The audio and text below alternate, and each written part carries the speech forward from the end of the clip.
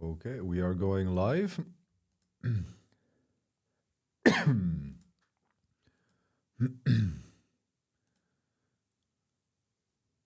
Yep, looks like we are live.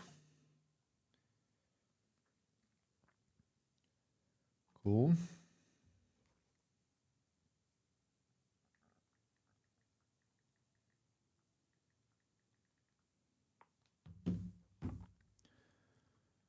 Let's see if it all works.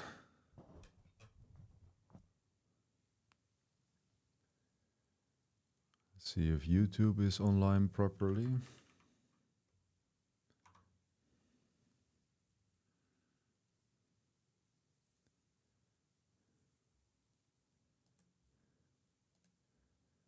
Let's see, live.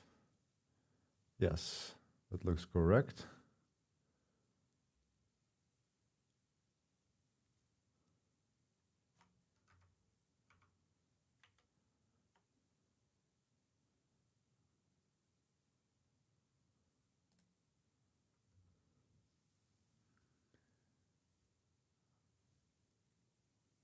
Connect your encoder. Yeah, here we go. Now it's live. All right, cool. Let's see. I'm just still setting up everything, guys. Bear with me.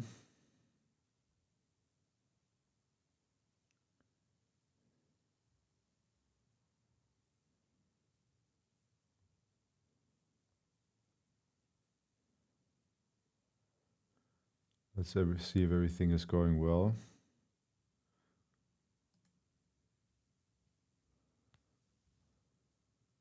Live chat.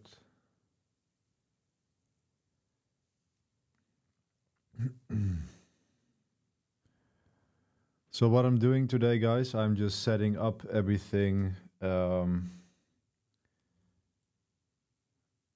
to stream.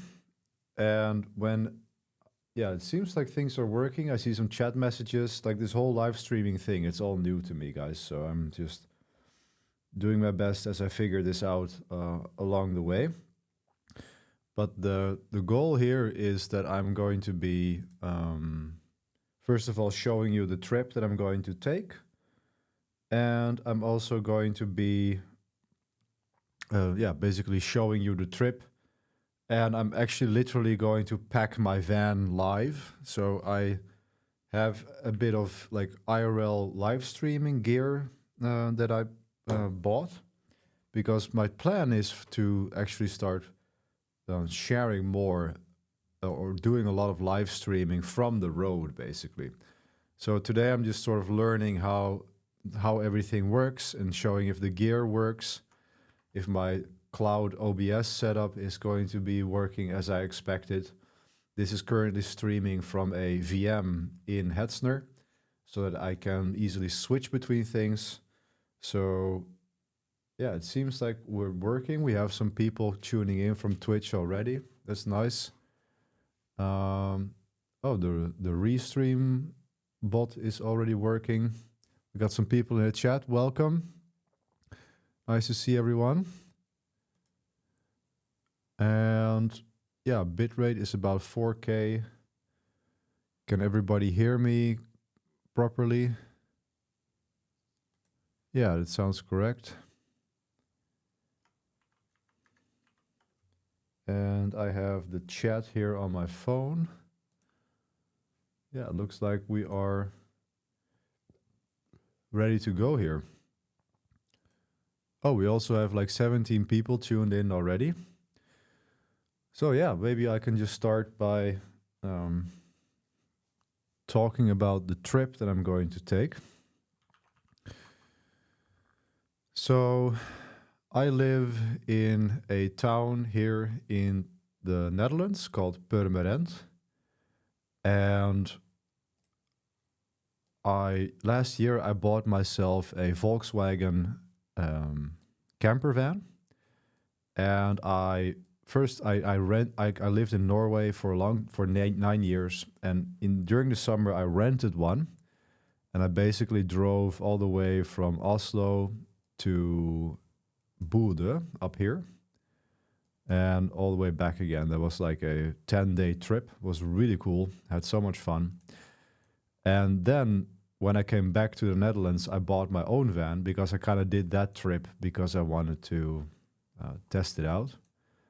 And I literally came back and bought my own. And then I drove in September. I drove all the way from here, from home to southern France, all the way to Perpignan.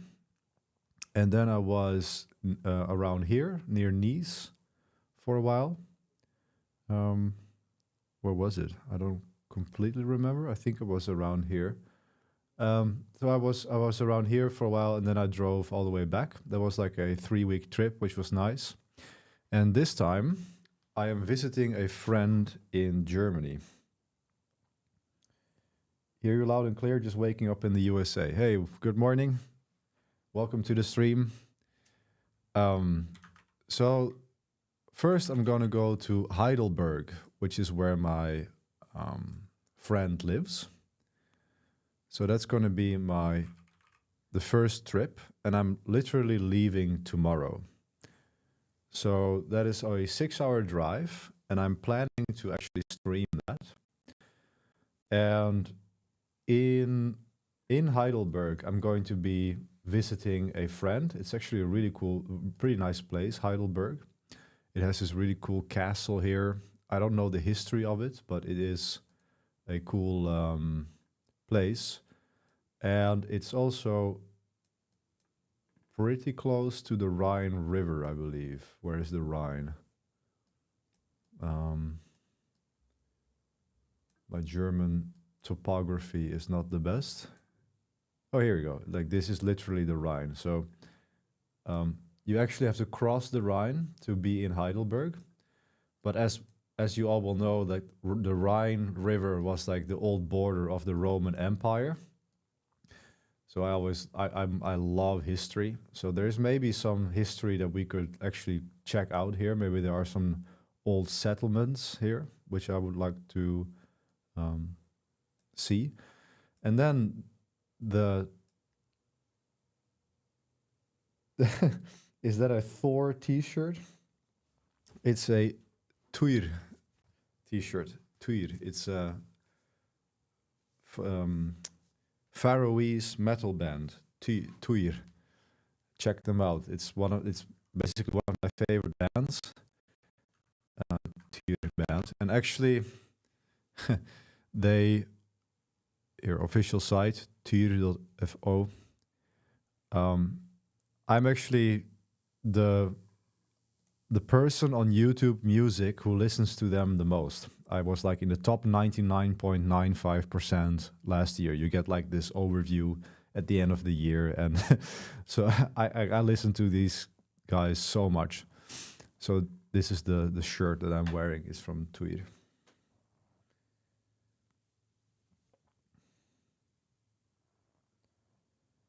Nate, hi Misha. I just moved to the containers section in your course and I'm reviewing all the previous material. It's absolutely awesome. Hey, thank you so much, man. Appreciate that. Having a great time with it. I appreciate that, man. I'm glad that you're liking the course material, working towards getting that DevOps job, because that's what we're all doing it for, right? And that's also my whole plan here to basically show how I'm working from the road. Like I want to take you guys, along with me as I'm working on the road and seeing this kind of lifestyle, showing you this kind of lifestyle that I have dreamed about for so many years, right? Because DevOps and tech work is the thing that allowed me to do this. And now I'm living the dream. So first I'm going to meet my friend in Heidelberg. And then we're going to go to the Black Forest, which is very close from there. So that is only, can I like separate the lag here? Well, we saw that this one was about 6 hours.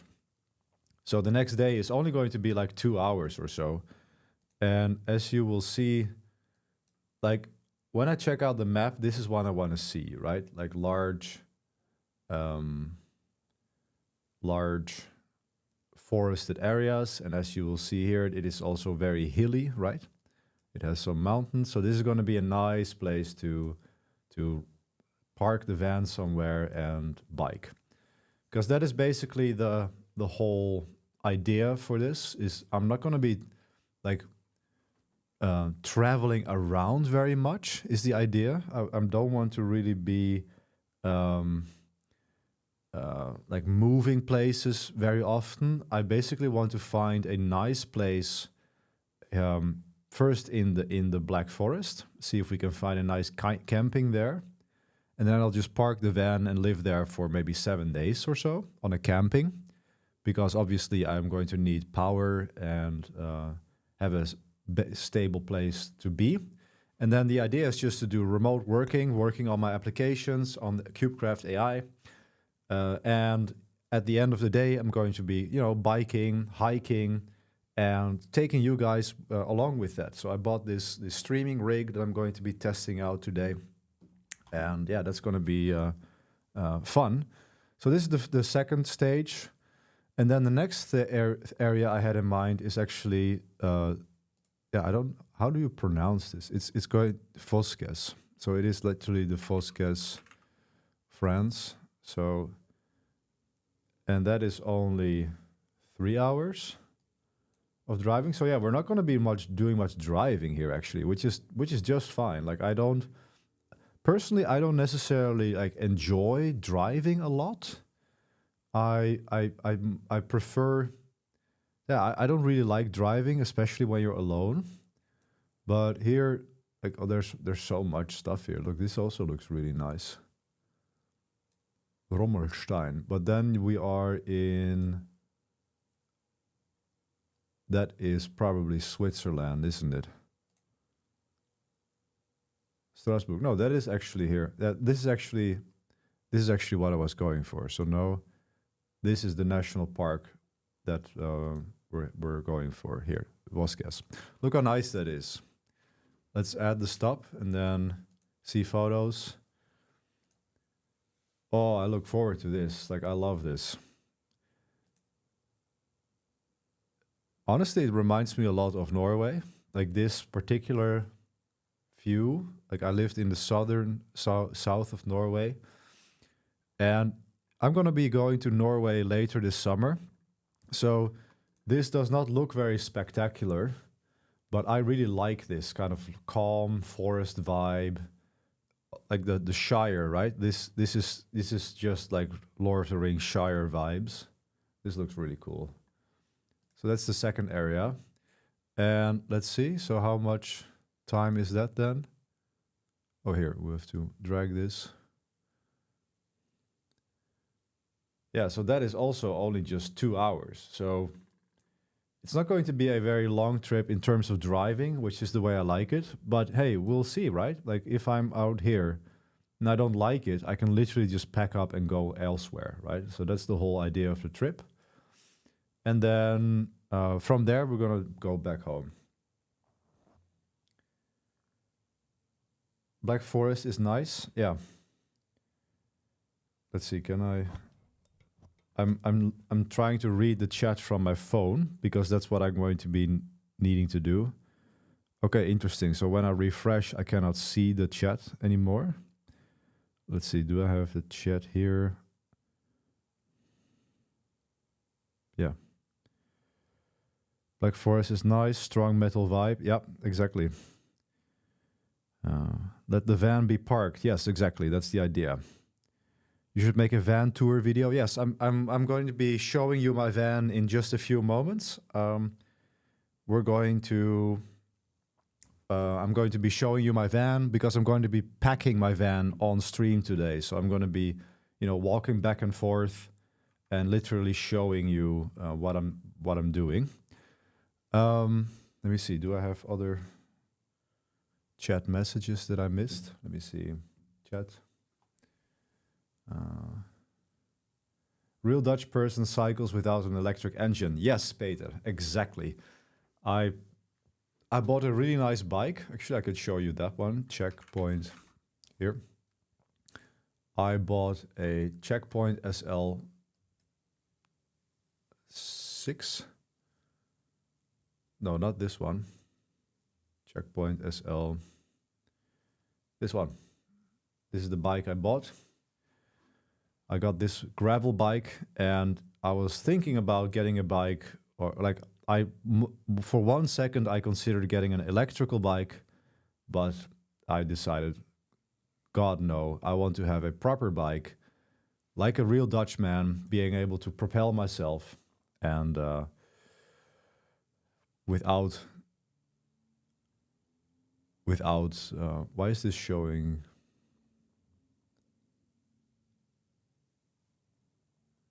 This is not showing the right stream though. Is this correct? Like incredible. Okay, yeah, so you do see the actual stream here. Like I'm starting to doubt now, but like you do. Did you see me sharing my bike, and did you see my map? Real man pushes the pedal, exactly. Seems like this is just some sort of strange preview, actually. Go get that exercise, yes. It looks like southern Norway, yeah. Yeah, go to Norway, man. Norway is amazing. How do you get internet? Starlink, yes, exactly. I have a Starlink. I have a Starlink, and that is how I get the main internet. And on the video, or on the my IRL rig, we're going to do the 5G connection. So that's what I'm going to be testing out in a second. So in terms of like driving, it's not going to be very much. And from there, it's going to be going back to Purmerend.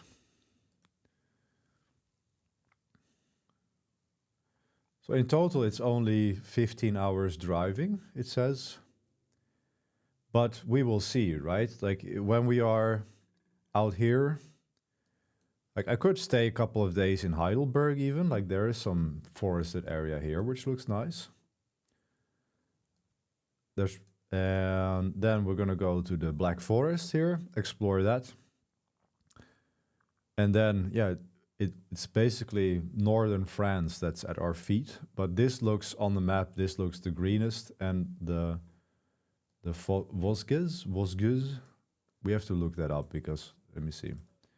Vosges pronunciation. How to pronounce Vos?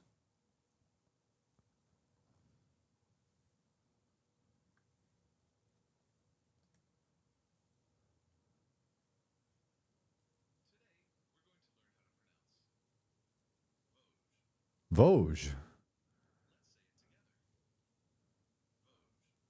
Vosges. Vosges.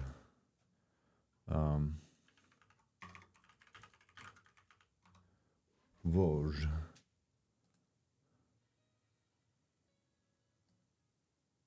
Vosges.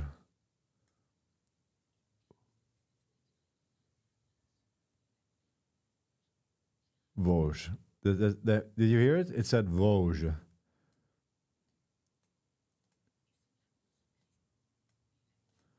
I mean, do you even hear that sound? Let me see. No. Let me see. I found a documentary where they say the name, and I think if I turn this on, you should be able to hear that pronunciation. Let me see.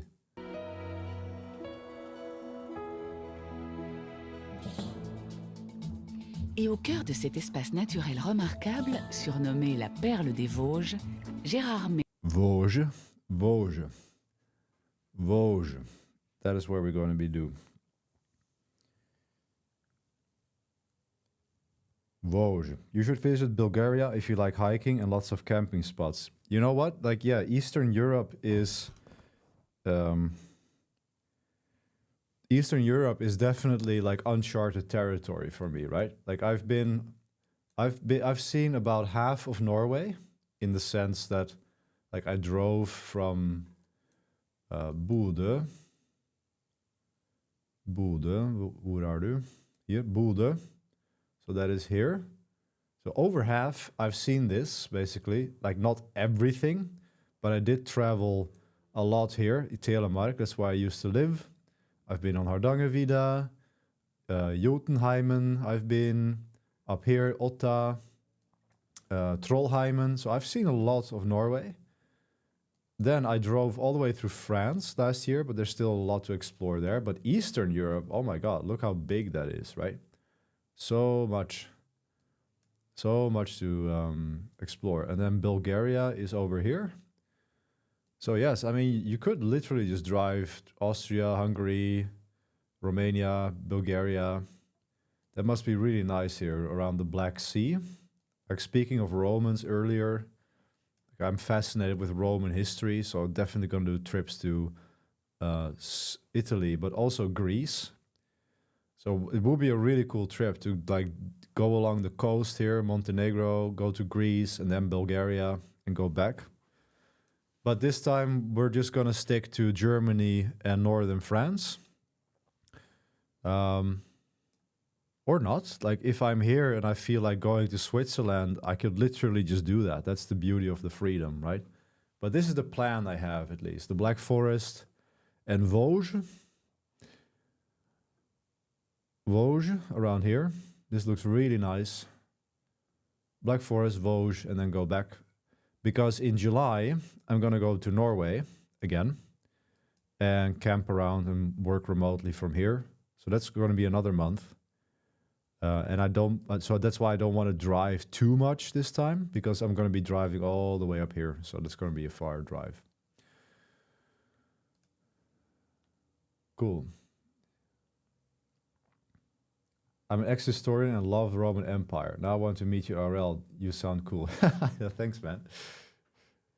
I have a Volkswagen California, and I'll be showing the van in a while.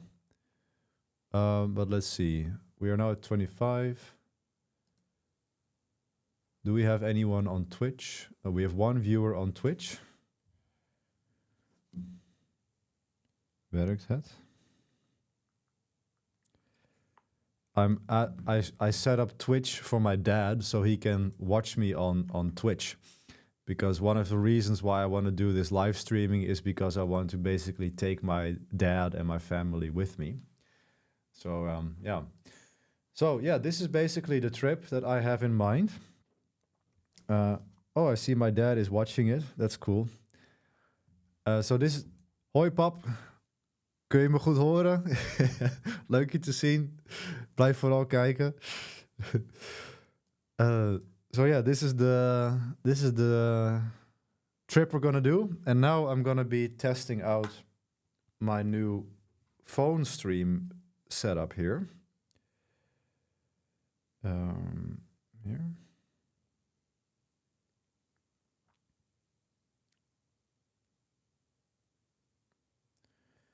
Okay, because the thing is, guys, I had to like set up this whole extreme setup with a cloud OBS virtual machine.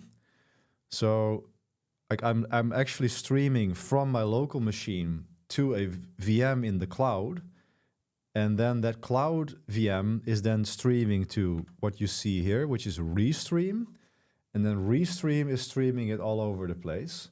But the problem is, like, if I stop this stream, then you guys would have to refresh.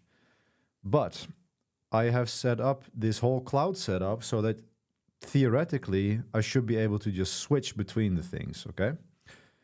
So let me see.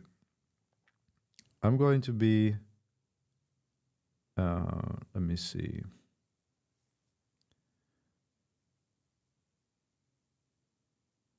Streams.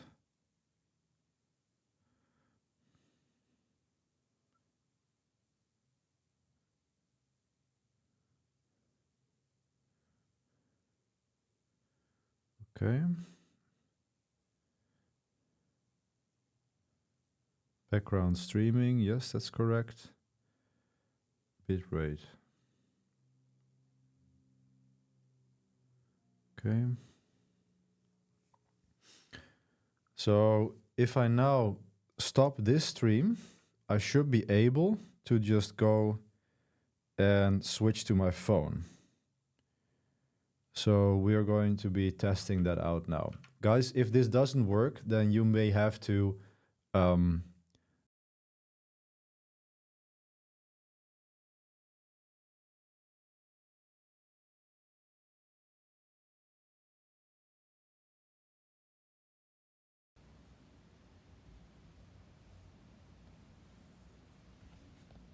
yeah, here we go. It's working.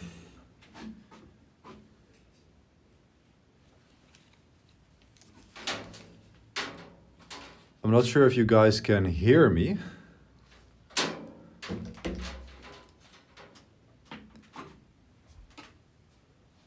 So this is now going to be the phone setup. Actually, I've forgotten to set up this microphone, so that's going to be the next thing. Let's see if we can connect that up.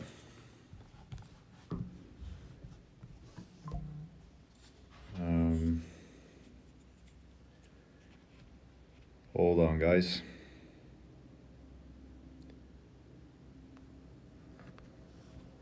Can I now go and enter my settings? Like this whole streaming thing, it's all new to me, so I'm...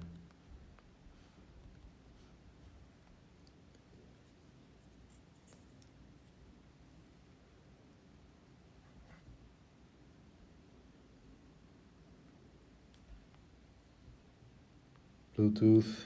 Okay, I'm trying to record or setting up my separate microphone here. This is the microphone I have.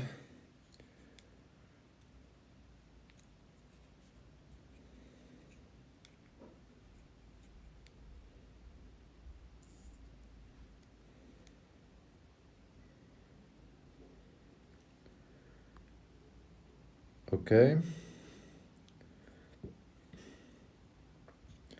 I now have my microphone paired. Let's see if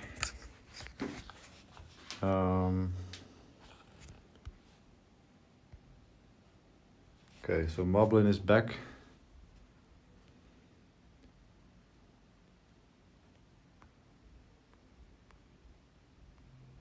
How can I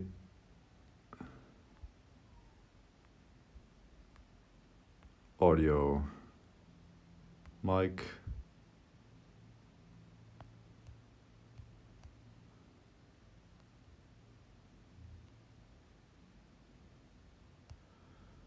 I'm trying to find the audio on my thing, guys.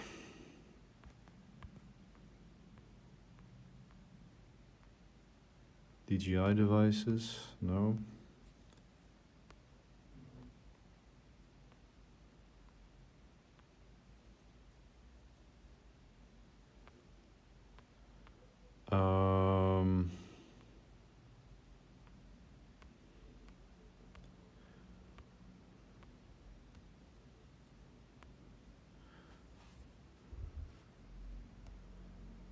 Let's see, I might have to...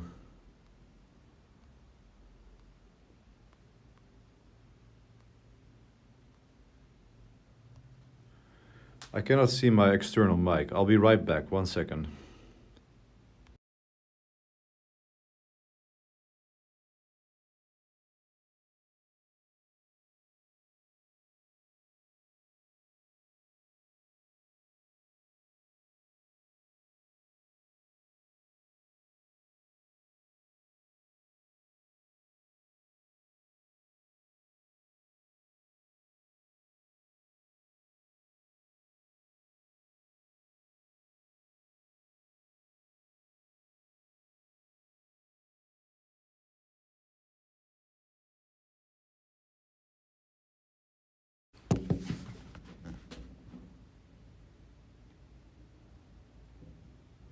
All right, let's see.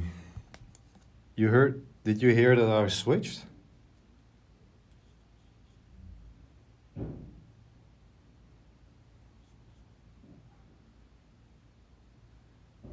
Let's see.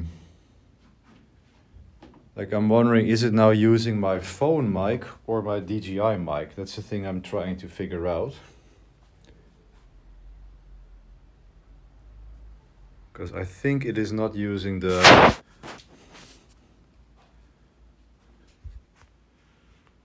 I think it's not using my actual DJI mic. But maybe that's fine for now. You guys just let me know if that works or not. If it's good enough for you guys. So I have this setup that I literally do around my neck, and now you should be able to just follow me along as I go about and pack for my trip. So this is the current, this is my apartment. Many of you guys, well, nobody has actually seen this, but this is basically what we're going to be packing in. I bought a barbecue that I still have to assemble, so that's why that looks a bit messy, but I'm already like starting to lay out a lot of the stuff that I'm bringing. And yeah, so the setup is going to be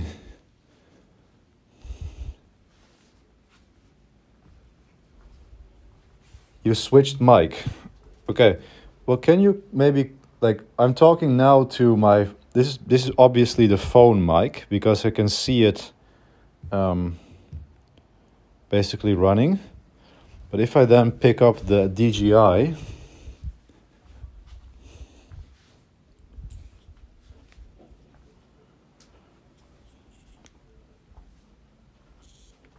I'm turning off the DJI now and I'm turning it back on again.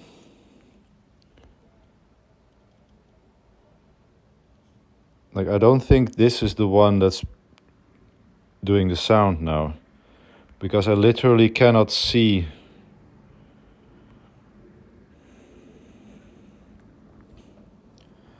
Like, this mic is not, yeah, it's not even showing up in Moblin. Actually.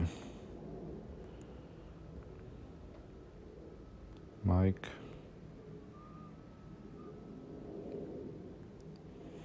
That is weird. Like, maybe I should actually look that up on, because do you hear me all right now?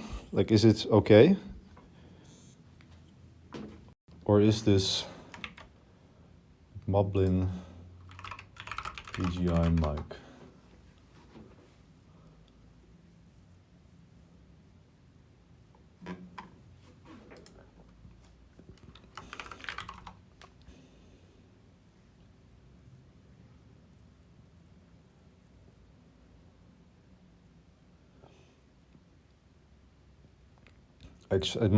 Maybe it's not even possible to do it with Moblin,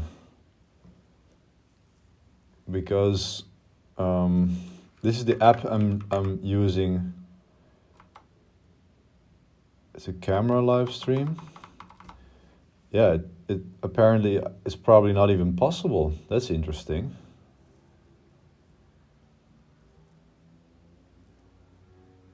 That's really weird. Okay, so this is the sound that you are going to get. Can you guys let me know if this sound is acceptable? Or at least for now.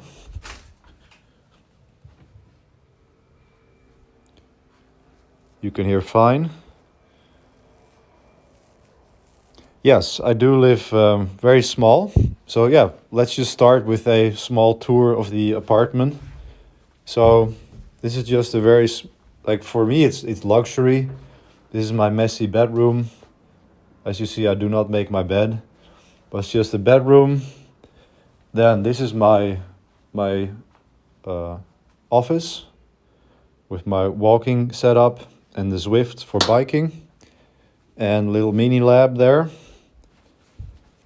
Then we have the actual home lab is located over there. This is my ghetto home lab rack, tucked away in this little storage and washing room. Here's a toilet, bathroom, and a it's a living room. And yeah, it's a bit messy now because I'm packing, but here's my piano that I bought this year. And yeah, this is it. It's just a small place, but more than enough for just a single dude working 12 hours a day. Making your bed is overrated. If you have allergies, it's better not to make your bed. Really? Never knew that. All right, so what we're going to do is we're going to be packing, and also I need to fill the air in my tires. And actually, I have to remember to switch off Wi-Fi. I might drop for a second.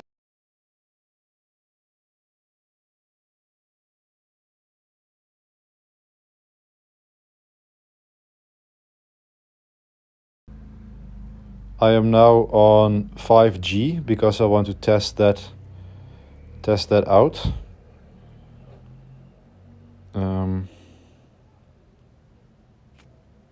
Okay, so we should be live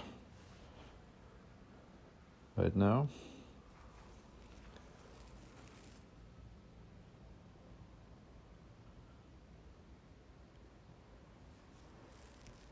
So this can be on normal. I don't understand why it's not showing the actual stream here, which is a bit annoying. There's the drop. Yeah, but we should be back online now though.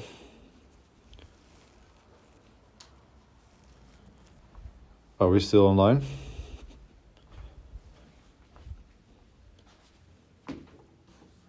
Just to make sure. Yeah, it looks like we are good. I'm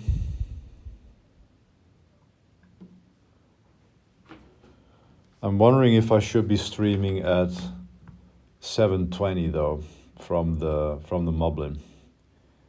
We are at 19 frames per second right now. Let me see if what would happen.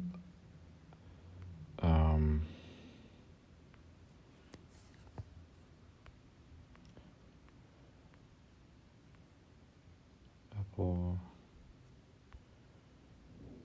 streams. So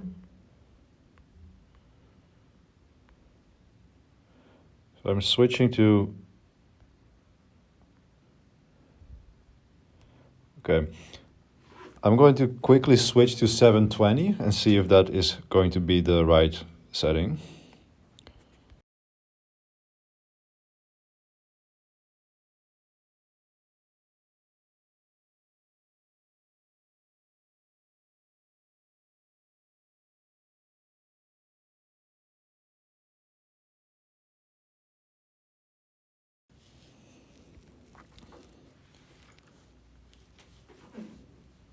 Okay, so we are back, and this is now at 720p. And it seems that we are now hitting 25 FPS. So let me know if this looks better to you.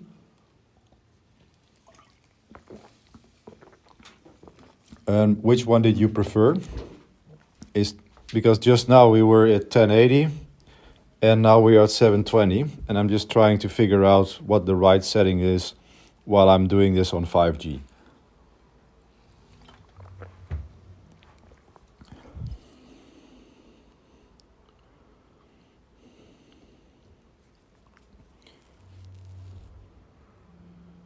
Okay, so how many viewers do we have now?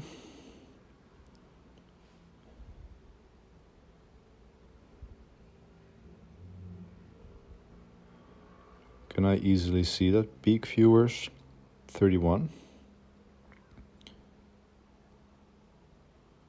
That's a bit annoying that I can't see it, but it's okay. Cool. So, how shall we do this? Shall I just go to the van first? 720 is perfectly fine. 5G is not fully stable for 1080. Okay, thank you. Yeah, as you know, as you realize, maybe I'm like literally learning all of this as I go. And I spoke to Rob, RWX Rob.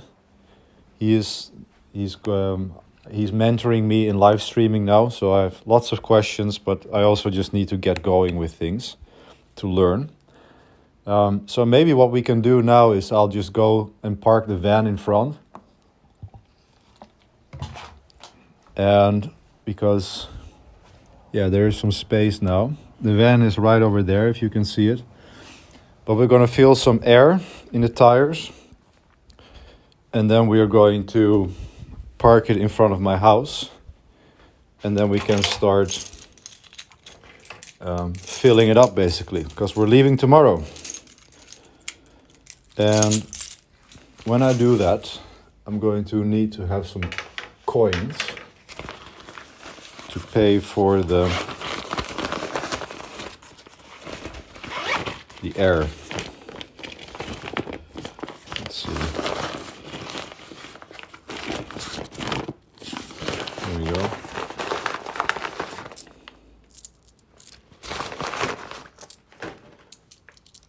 In Holland, you have to pay for air when you fill your tires. You have to pay when you go to the toilet. You have to pay for air when you fill your tires. I hope this is going to be enough, but we will see in a moment.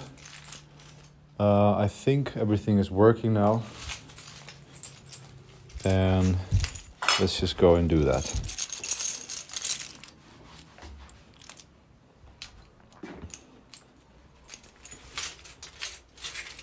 If you have movement cycling, you have to prefer the FPS. Yes, exactly.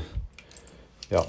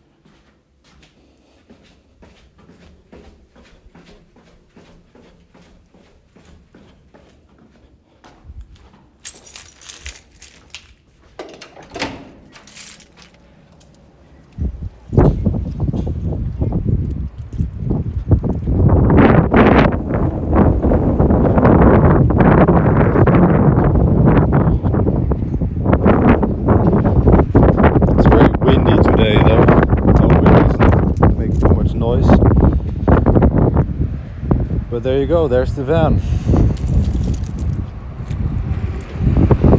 This is it.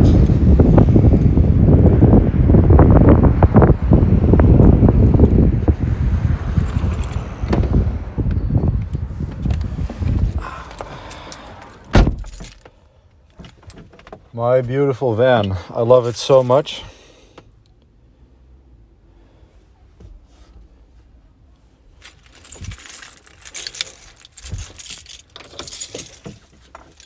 So now we're going to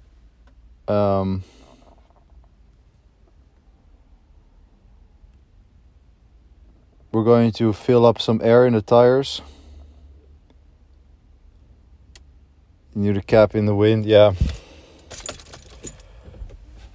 Like I didn't get the DJI mic to work for some reason. I'll probably have to mute when I go outside because it is extremely windy today. It's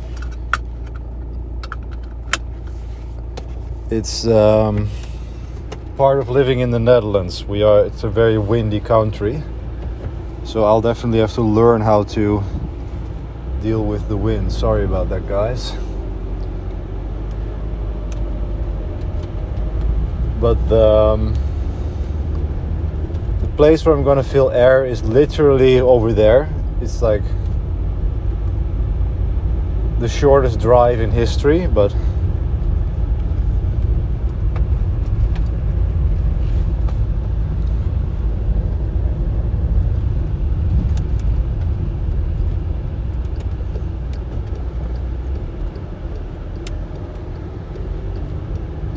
I want to do it now before I park the van overnight.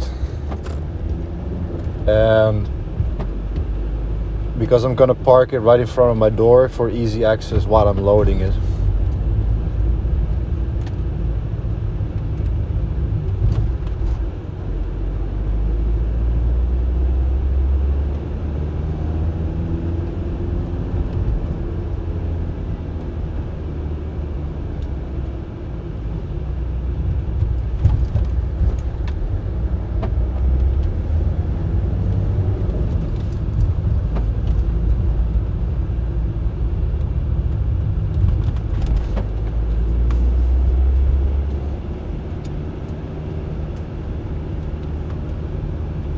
Alright, so here's the place.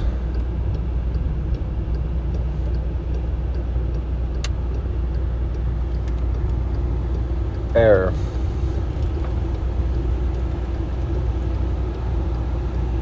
We pay for air.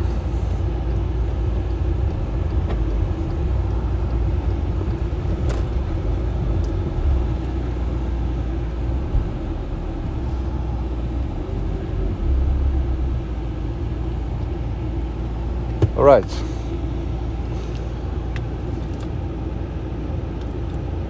You put premium air, yeah, exactly.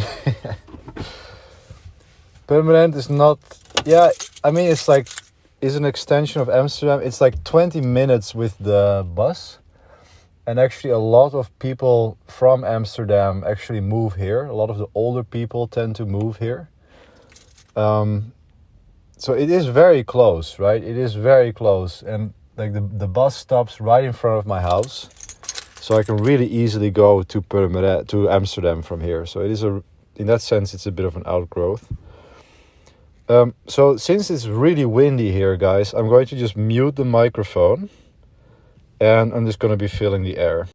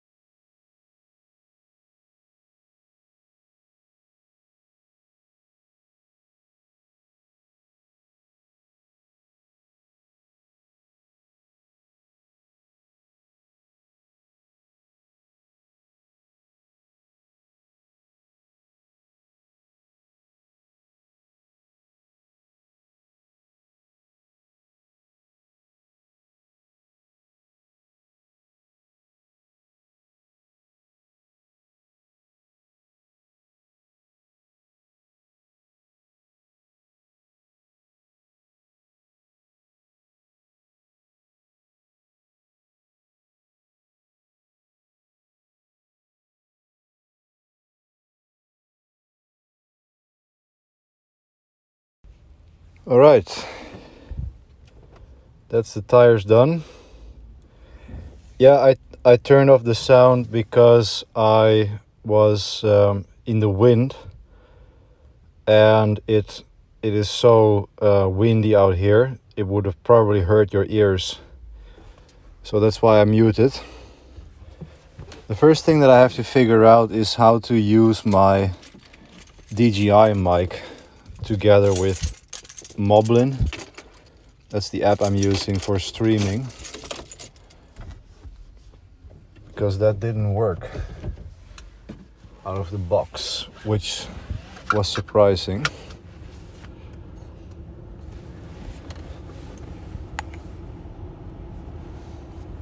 But this whole trip is going to be basically my maiden voyage into live streaming, because I have not been doing much live streaming at all. Like, I used to stream when I was streaming like home labbing and stuff like that, and I did do a few Linux streams recently, but like streaming IRL, like in real life, is a whole different ball game. It's very different, because there you have like internet cutouts to deal with, sound is different. Like, streaming from your desk is relatively easy.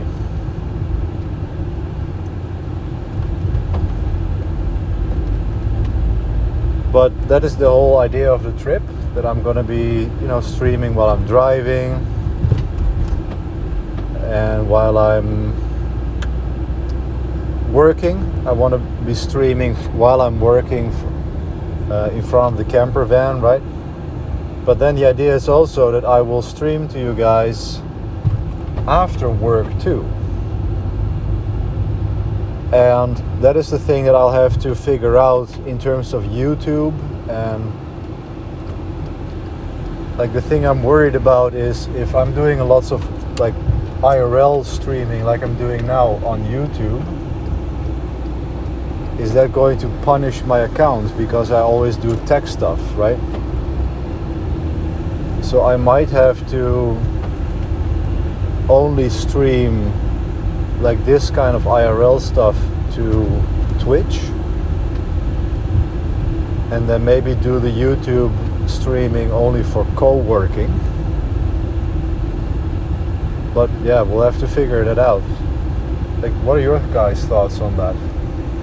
What would you do if you were me?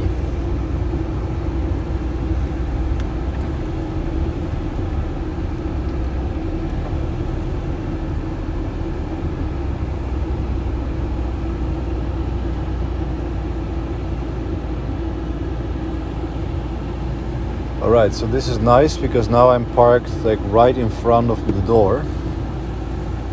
So that saves me a bit of walking every time. Let me just check if I'm parked in such a way that I can also reach the back.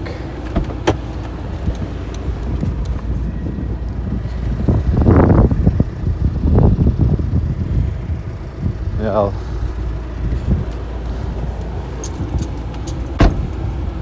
move it a little bit forward so I can reach the back if I need to. And there is less wind here.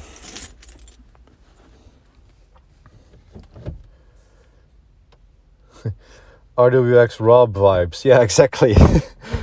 It's like RWX Rob is my mentor too, like literally. Like I signed up for his mentorship now, and he's mentoring me in streaming. And he inspired me. I learned so much from him. I learned so much from him in terms of tech stuff, but now also live streaming stuff, right? So yeah, it is definitely RWX Rob vibes. YouTube used to punish live streaming. In theory, they don't anymore. Yeah, I could make another YouTube account. That's true.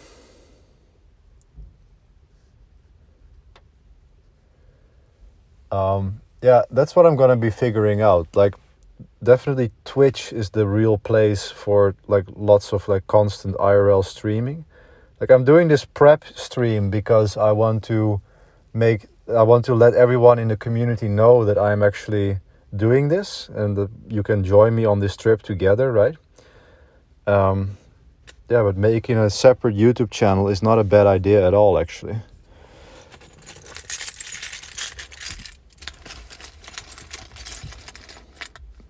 Maybe that is the play.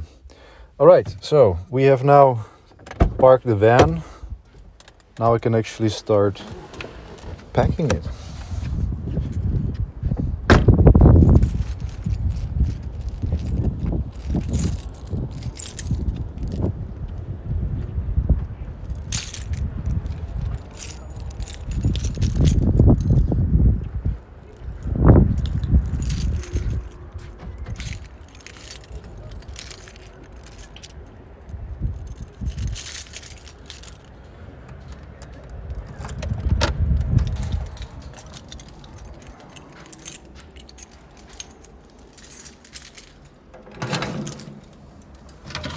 Checking the mail while we're at it.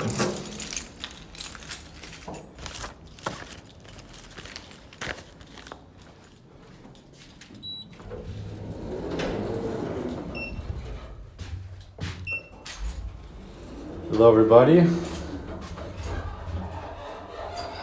I will have to get used to looking like this with a phone on my chest. It's a bit of a weird look, but I guess people will just think I'm just filming when I'm, you know, like a tourist. I'm just filming what they maybe don't even realize I'm streaming.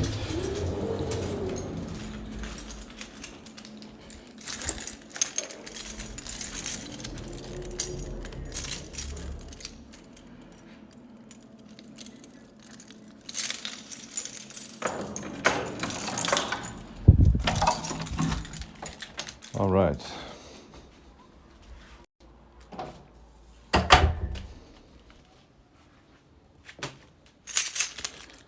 All right, so now we can actually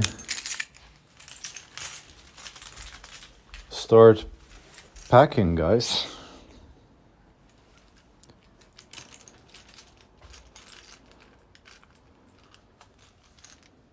Twitch has better chat by far. Yeah, I have my Twitch link in the description of this stream. Let me see if that came through all right.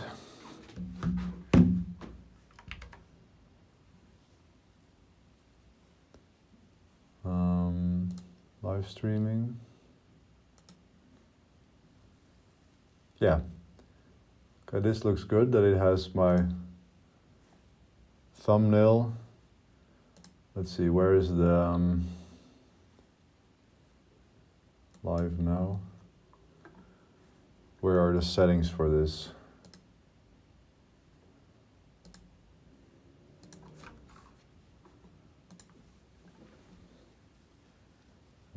Content, live.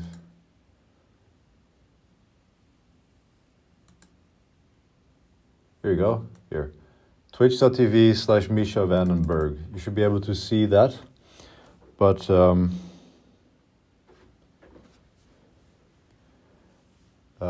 my Twitch link is in the description on YouTube. It is simply just Misha Van. Let me just share the link too. If people are on Twitch, you can follow me there. Because the idea I have here is that I will probably like Twitch will probably be the place where I'm like constantly streaming and doing like the full IRL stuff. And then YouTube is going to be more of the curated tech streaming stuff. But we'll see. Like I literally have to figure all of this out as I go along. Here's another thing I have to figure out. Like I need to visit the restroom now. So first I'll mute, and then I have to go into stealth mode, I think. Let's see if this is gonna work.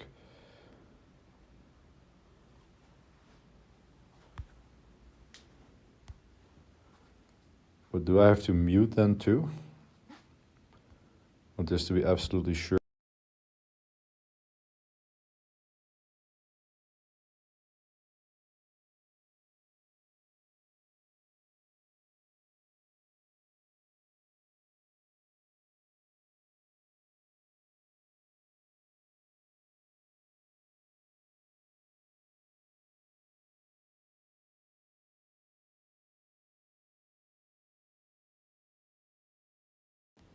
I'm glad I checked that, because stealth mode is supposed to like turn off your screen, but it didn't. So I almost exposed myself to you guys here.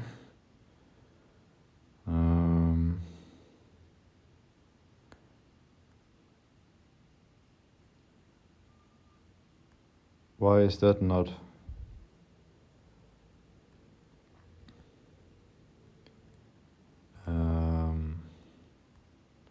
Camera.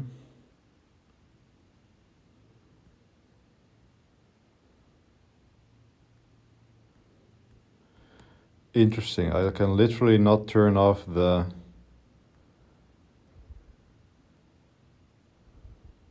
camera. Well, that's something I'll have to figure out. I'll just remove it for a second from my neck. I'll be right back. Well, be right back, guys. Just a bathroom break.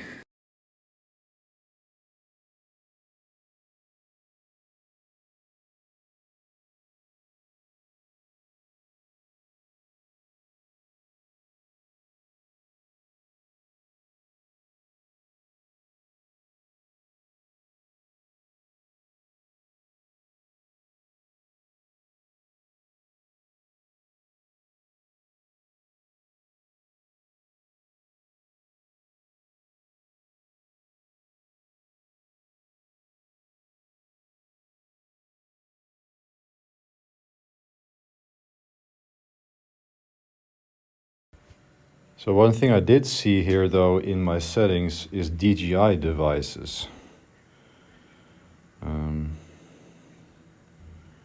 But is that maybe...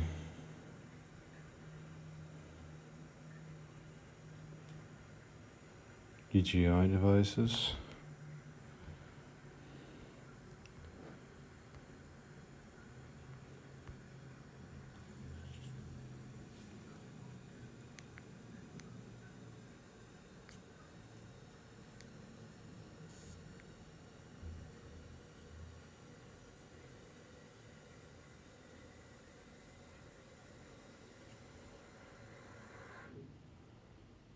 I'm trying to see if I can switch to a DJI mic here.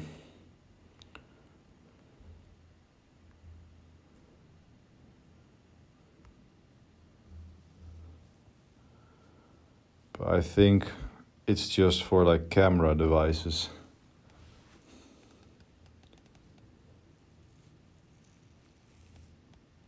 How about setting up your own IRC chat? Yeah, I did consider that.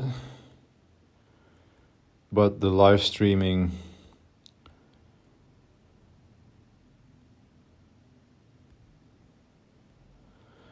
Like, it's annoying to me that I cannot use this microphone with the Moblin.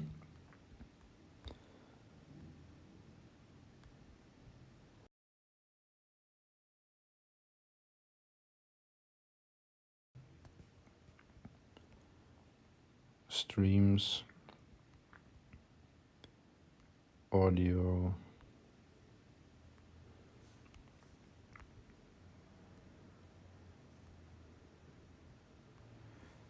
Like, I would love to just be able to use this microphone, because that would also fix the sound issue. But I cannot seem to be able to do that.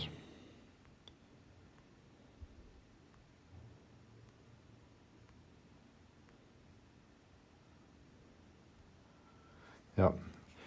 Okay, well, at least we know the microphone works. So yeah, we should get to the actual packing here. So what we're gonna do is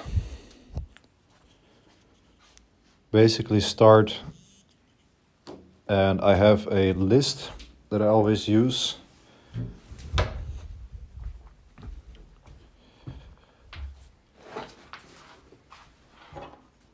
Make some room here.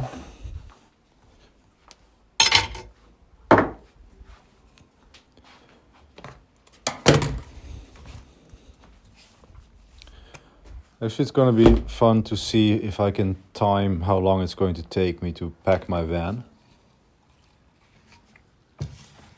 It usually takes me an hour or two, but this is a longer trip, so I have to do a little bit more thinking than just a 3-day trip. This is all stuff that I need to bring.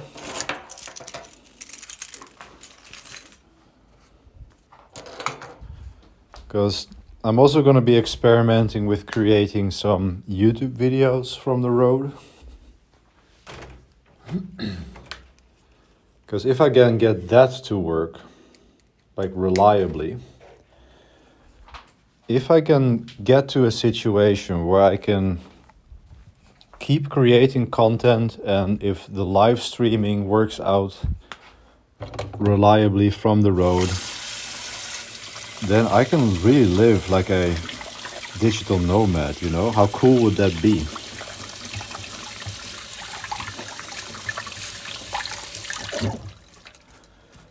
Because I don't see, like, I would call myself like a hybrid nomad currently. Like, I enjoy the fact that I have a house and I have a gym close by. So for most of the year, I am actually very routine, and I like my routine. I like to be stable and exercise and have a pretty boring life, because that means I can do a lot of work. Oh, that switched the camera. Sorry for the beard inspection there. But yeah, so I enjoy living a routine like that and being in a house. But then I really enjoyed going out as well in the van and just go into a completely different mode, right? It's more expansion mode for your mind. Expanding consciousness by travel. Travel broadens the mind is a saying that I've heard a lot, and that did influence me. All right. Let's grab the chat here so I can see you guys. I'm wondering, am I missing chat messages on this phone? Let me see. Chat. Yeah, this is not updating.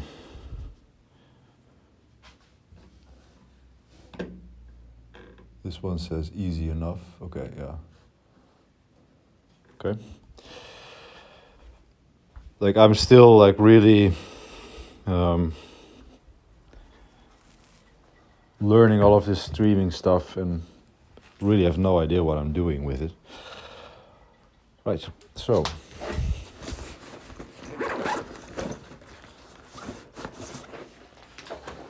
of course I'll be bringing the framework, but the framework has my note-taking system, and then the note-taking system obviously has the checklist, and I actually created a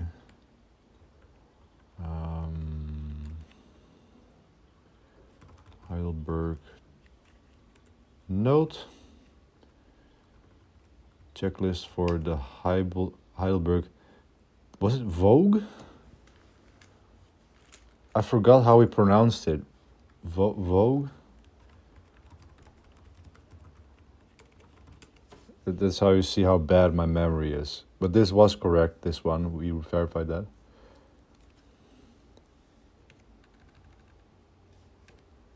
Let's say it together. Vosges. Vosges. Vosges. Vosges. Heidelberg and Vosges. Vosges. And minimal setup for short trips. Yeah. All right. Well, let's just start going through the checklist, basically. So the green backpack, that one is basically my main hub for everything, and that usually contains all of the valuables as well.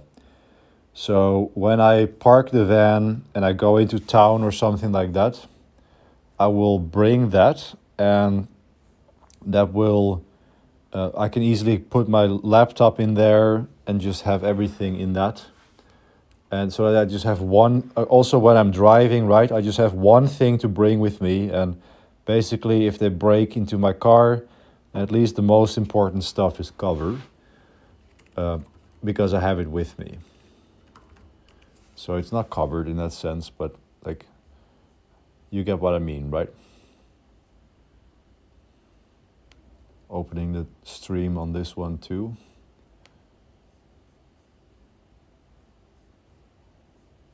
Vogue. Vosges. Vosges. All right, so starting with that one, we're going to be bringing the Happy Hacking keyboard. Oh yeah, I 3D printed some stuff at work today. These are all like little hooks to use inside of the van. Oops.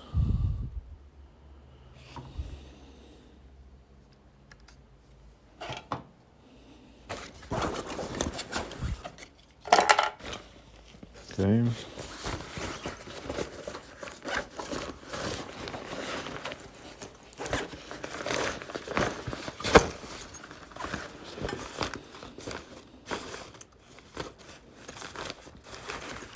Right, so this one is going to be like important papers and wallet, etc., and electronics. So that's also going to be the passport.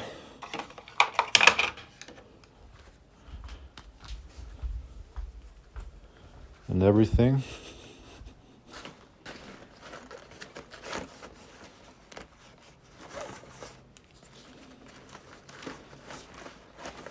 Actually, no, those don't need to be charged.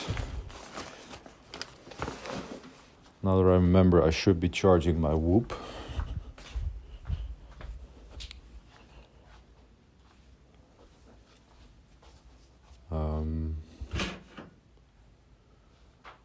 Hey, where's the Whoop charger?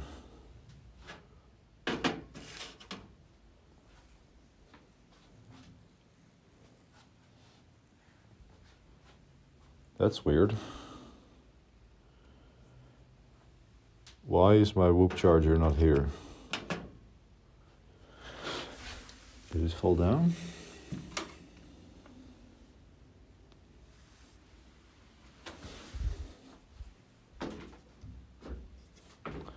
Oh wait, it's probably... I've sort of been yeah, here we go. I've been pre-assembling things.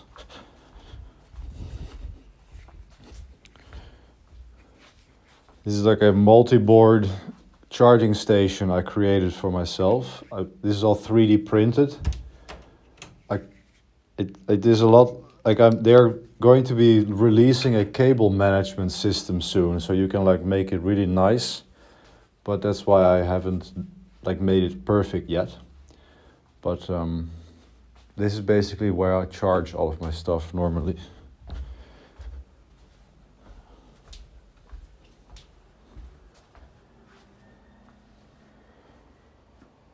So, wallet, water bottle, notebook, and the pen.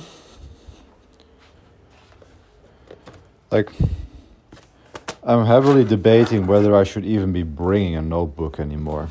Like, this is a fair bit of weight, but on the other hand, I do sometimes like to write by hand instead. So I guess I'll bring it this time around, but honestly, it's more of a... I'm actually going to be evaluating this. Let's write a note here.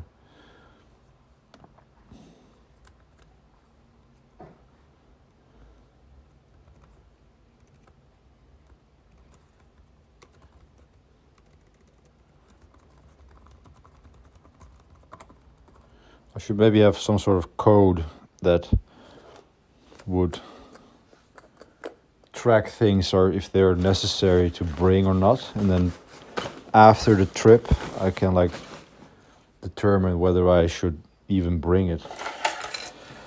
So all of this needs some processing, but this is also something I printed today, which is a sleeve for my Kobo e-reader. And yeah, I really love the fact that I can just 3D print this stuff these days. I have to remember to show you guys.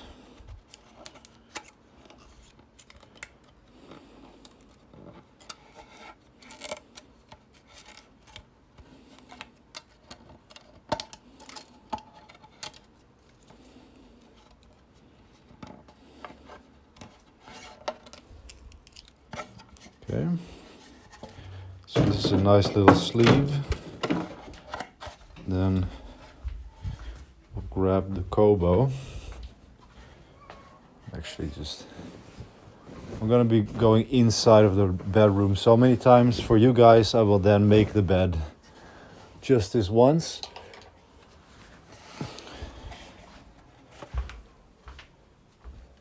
Last thing I read was Meditations by Aurelius. I have not been reading a lot recently, actually. You can see it's all dusty too. Let's fix that.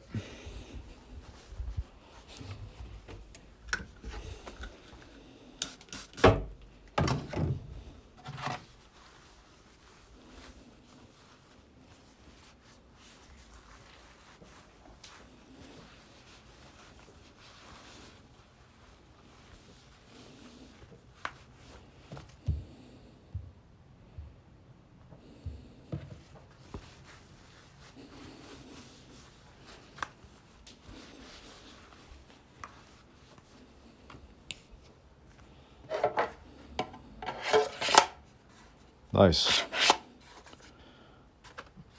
That's really nice. Because then I don't have to be afraid to just chuck it into my backpack like that. So it's a little bit more beefier. Okay. Electronics, framework laptop, charger, iPhone charger. So yeah, let's just start gathering it all. iPhone obviously is there. We're gonna be bringing... Okay, so this is charging here. This is the DJI mic charger. So we won't be using that one today, apparently.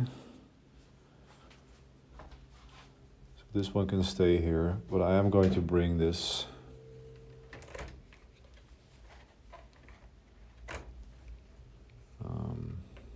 Well, this one can stay charging for now.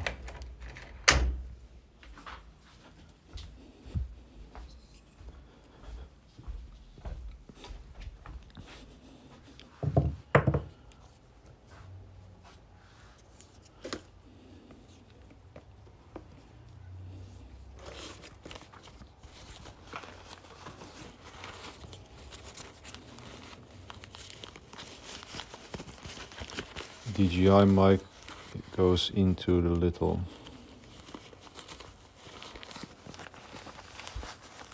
case for it. There we go.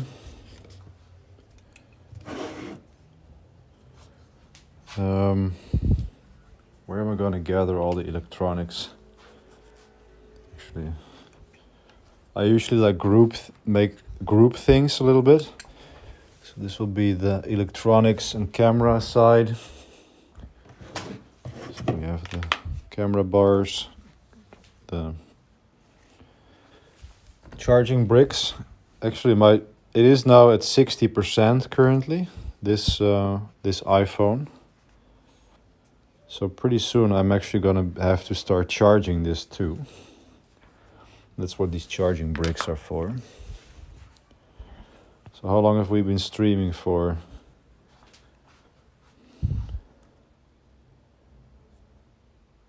One and a half hours. So 1.5 hours of streaming is 40 minutes. That's actually something to note down. Here, live streaming. iPhone 12 for live streaming.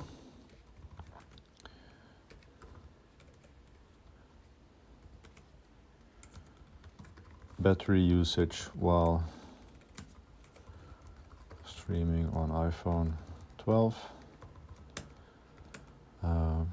40 minutes is, no, 90 minutes equals 40% of battery.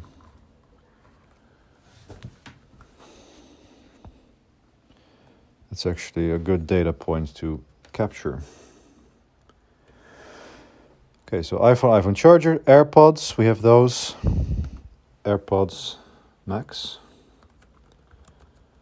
Bring those two for work. Or maybe like co-working somewhere at some point maybe.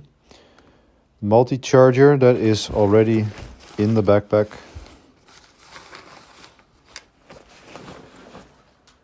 AirPod Max are charging. Yeah, they will find the MacBook. And I recently found out that you can actually charge your MacBook via USB-C. Because I am going to be bringing the MacBook,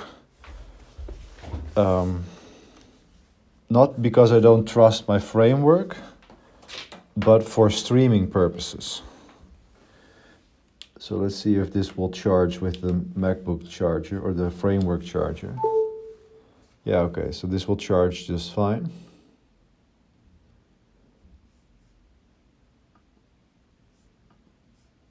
Yeah. So that means I don't need to bring the actual MacBook charger. The only reason why I'm bringing it is because of streaming. That I might need to set that up as like a streaming relay. Or when working with the DJI. I have not been testing all of that. So we will have to see how that's going to work out. MacBook Pro plus charger. Charge with framework charger.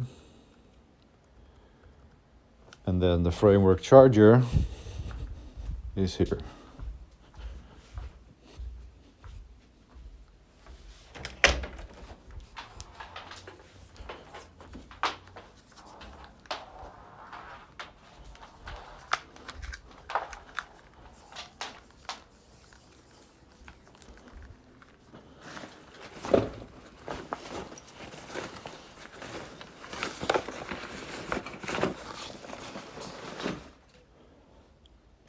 Video and streaming.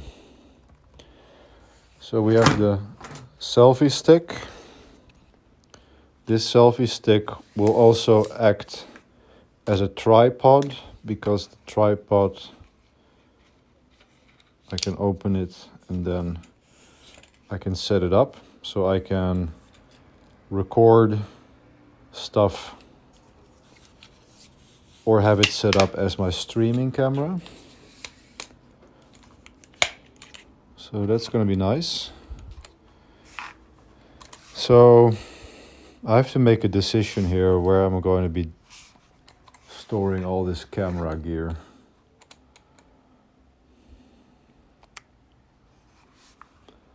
Am I going to use a separate bag for that?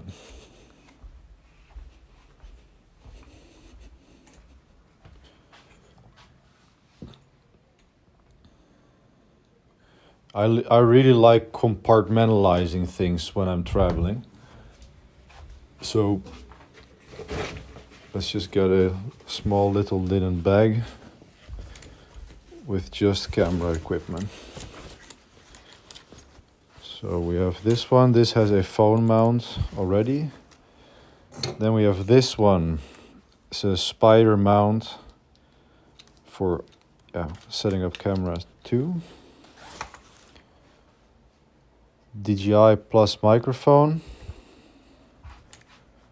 Yeah, that's all located over here. So let's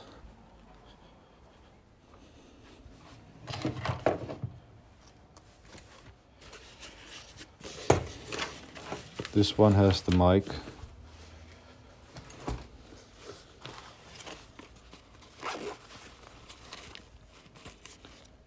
Microphone, charger, everything.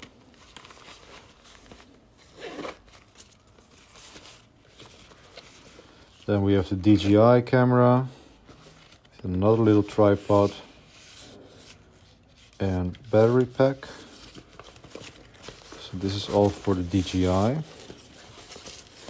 in its own little bag.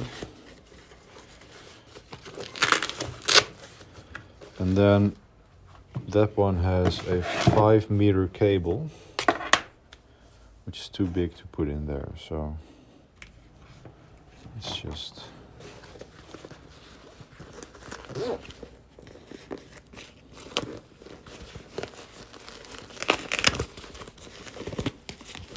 DJI camera, mic.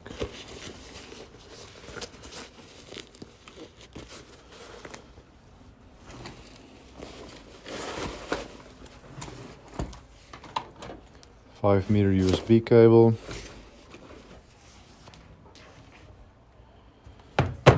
Second iPhone neck mount. Yeah, I have that.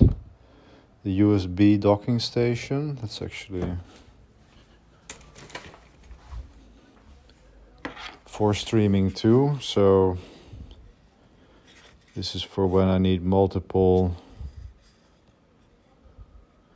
Not even sure if this would work with the framework. So that is also one of the reasons why I'm bringing the MacBook. Spider mount, USB lights. These are a couple of lights. Actually, I will only need one. Let's see.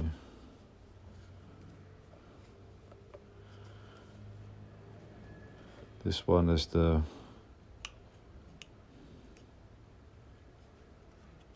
brightness. Yeah, this is probably the one to bring. Even has colors, yeah.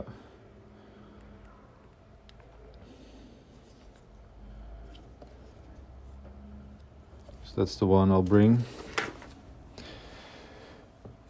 Extra storage SSD. I'm so happy I have these checklists I make for myself. And actually,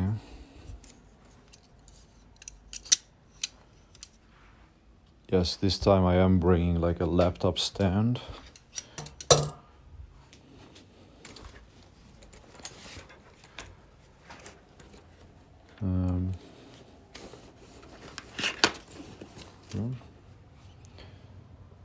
Okay, so Whoop, Aura chargers, those are all over there.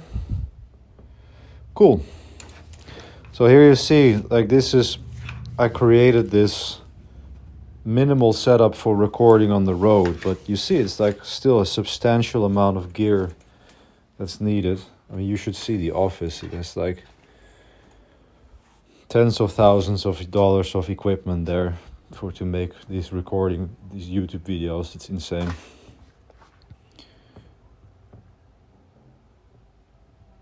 Let's see, Hanpi. Keep the notebook. Yes. Writing by hand is lower threshold than typing with a laptop. That's true. Government are busy limiting 3D printers, forbidding all kinds of print jobs. Fear of 3D print. Oh, really? I did not know that they are actually forbidding them now. I'm glad I got one.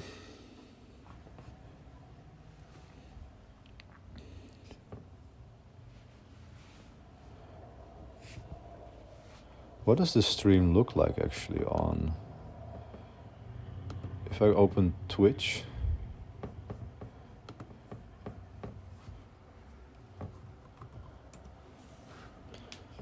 Just curious to see how the stream is looking at the moment.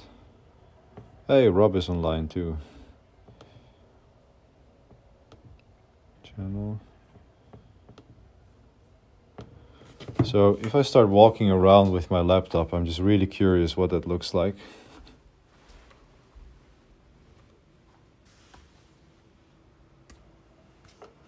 So if I start walking around with my laptop, I'm just really curious what that looks like. Yeah, that's decent. So if I start walking around with my laptop, I'm just really curious what... That's a decent quality. For my first sort of streaming setup, I'm happy with that. It's like my first ever IRL stream. Okay. All right. Next, we are going to Whoop and Aura. Those are charging right now. I have this extra charger, which I'm going to be adding here too. I might have to hook up the power brick fairly soon here. Now we can start sorting out the clothing. So, not sure if I'm gonna bring my big clothing bag or the smaller one. Where is that bag? There we go.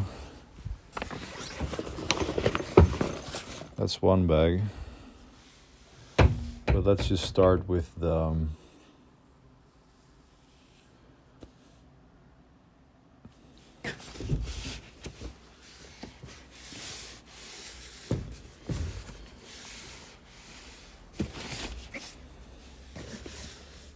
I will start having them just on the floor. All right, so it's mostly going to be woolen shirts, but I'll bring one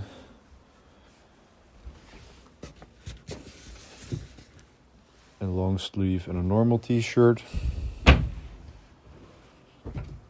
Pants are going to be traveling pants.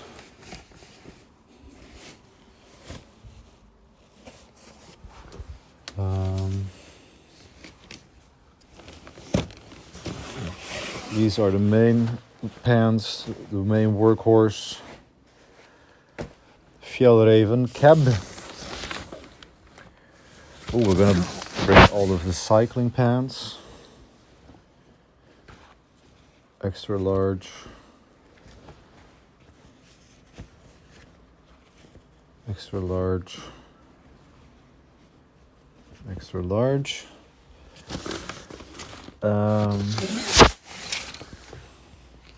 This is the large, we can leave that at home.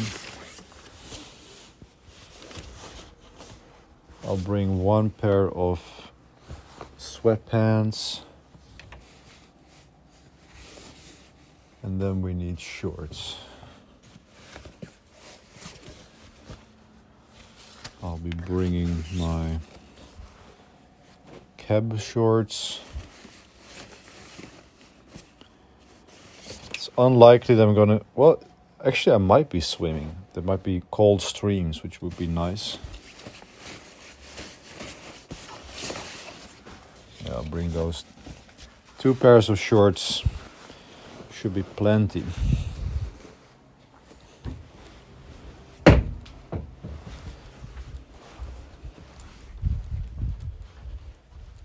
In general, I bring like one, I always bring a set. So I have one, like a pair of, well, technically it's always a pair of trousers, right? So I have one set of trousers and one backup, basically. This needs to go away.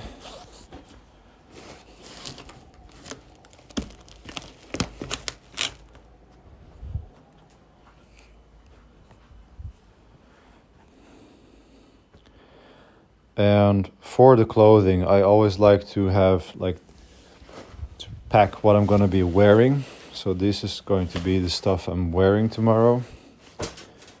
That one. And here's the woolen stuff. I always wear this while driving. It's like my main piece of kit. We'll be back to the woolen stuff afterwards.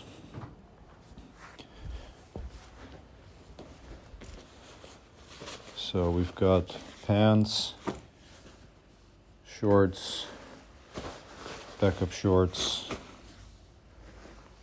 swimming,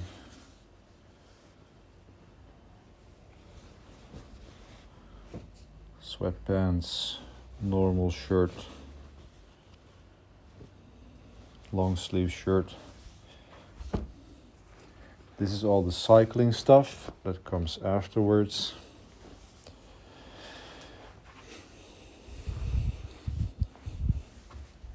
Suppose we can do the woolen stuff now.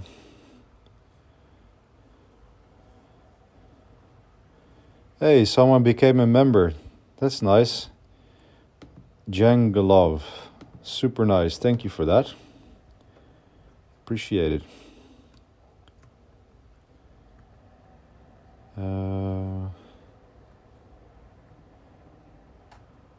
Let's see. Here. Cap, pants, vest. Find the cap, vest. Like in general, guys, like this brand of clothing, Fjällräven, this is what I buy most of my clothing from. I lived in Norway for 9 years, and there you really learn how to use clothing. Like in Norway, there's a saying, "Det finns ikke dårlig vær, bare dårlige klær," which means there's no bad weather, there's only bad clothing. And Fjällräven is Swedish, ironically, but this is a really good brand, very high quality. I've had this vest for 4 years now, 4+ years, and this is rugged. I went on a 150-kilometer hiking trip with this thing. I've been on many mountains, many trips, and it's still just so solid. Just like the pants too. It's expensive, but you buy it and you wear it for a decade plus. So socks on trips, I always bring woolen socks. I wear a lot of wool. So tomorrow I'll be wearing these. Actually, just bring out all of those.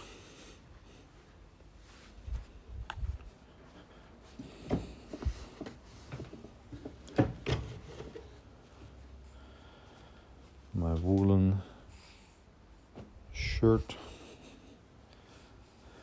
I'm going to like pretty, like I wouldn't say mountainous, but it is very much possible it's going to be like 0 degrees in the night at these areas. So I'm definitely not expecting like summer temperatures, even though it's like getting pretty warm here in the Netherlands. So I'm definitely prepping for Let's see, do I need this one? Yeah, that might be good for cycling. I'm definitely prepping for temperatures going up towards or to like 0 degrees during the night. I think one pair of long johns will be fine. Yeah. The thing is, like, I'm used to sleeping in tents. We're like close to the ground, but in a van it's like luxury, you know.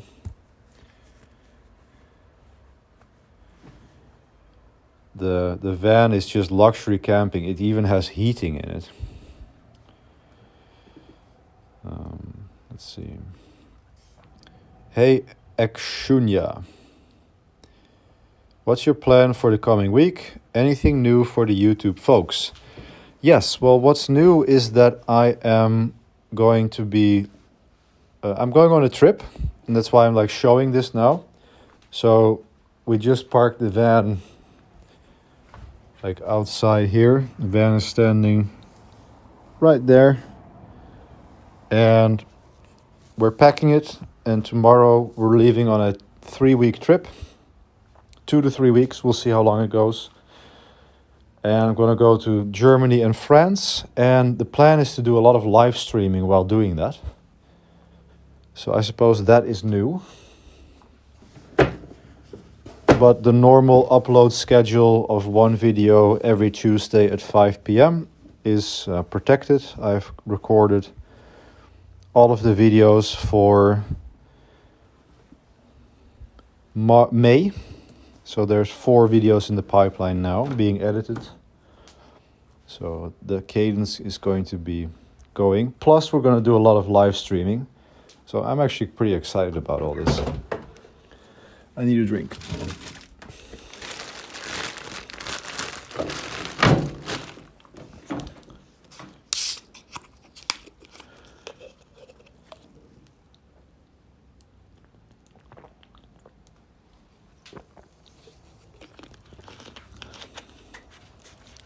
So let's finish this socks and underwear situation. Shorts, yes, black sweatpants, woolen socks, down jacket.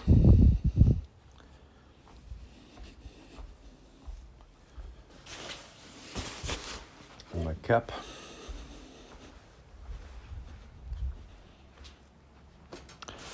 This is also like so important to bring, because in the van I have like a large woolen sweater which is super warm,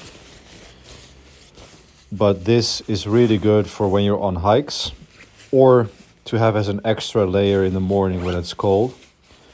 But the good thing about this is that it compresses a lot. So this is down, and this is like Rab is like mountain climbing gear. I'm a gear nerd and I have a lot of experience with it. But this is mountain climbing gear, and what you can do is you basically take it like this, and the whole jacket just compresses into a nice little pocket.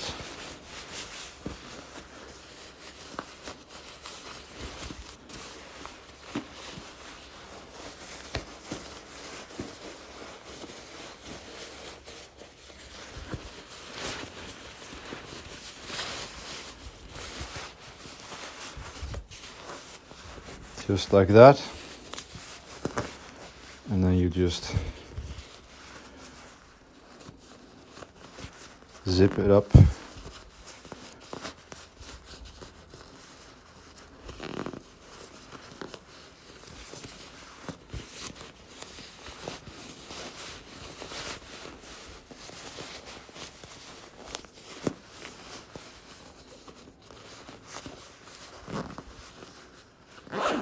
There we go. And there's my jacket. This is baby... let's find out. I think it's like 300 grams or so. 400 maybe.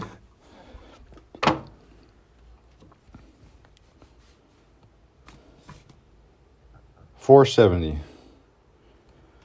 470 grams.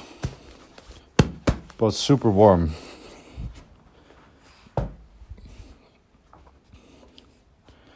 Down jacket. Towels. I think those are already in the van, but I'll have to check those.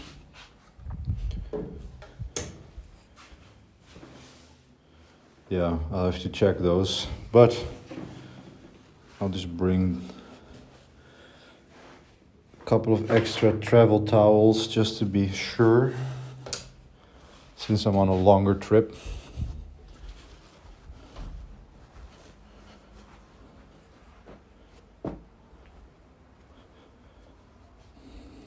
Towels, hiking pants, yeah, got those.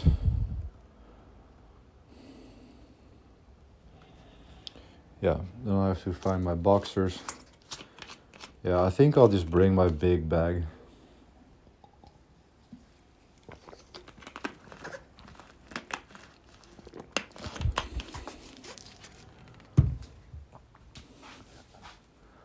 Yeah, let's go find the big bag.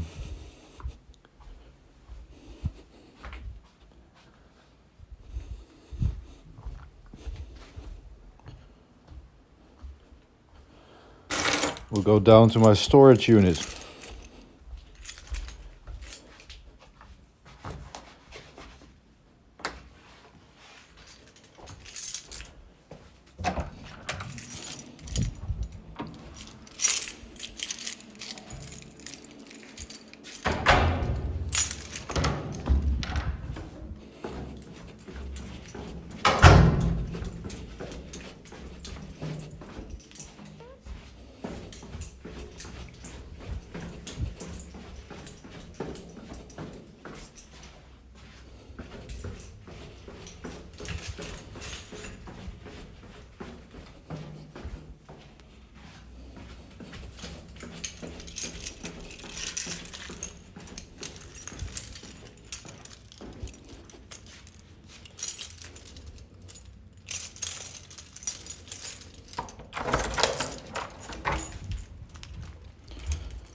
So here's the storage unit.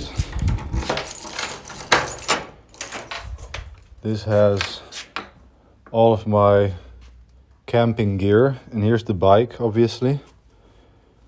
So I love that bike so much.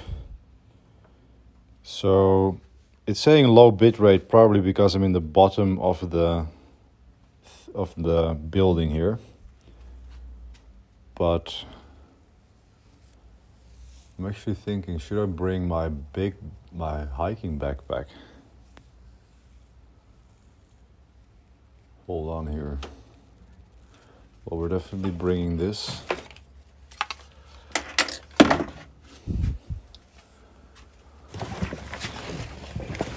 So this is my big bag. I was thinking of bringing this for clothing. But I'm thinking, like, I'm going to be biking, but I'm also going to be doing hikes. No, I'm not going to be doing very long day hikes. No, but I should bring let's see. Yeah. I'm going to be bringing some separator bags. These are super handy for keeping stuff separated on the journey.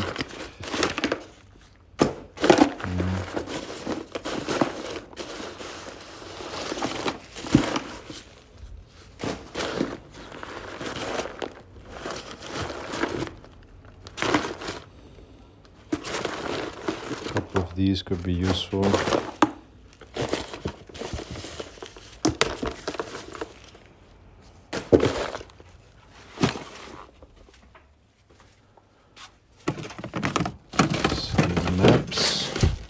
Don't need those. Mosquito net.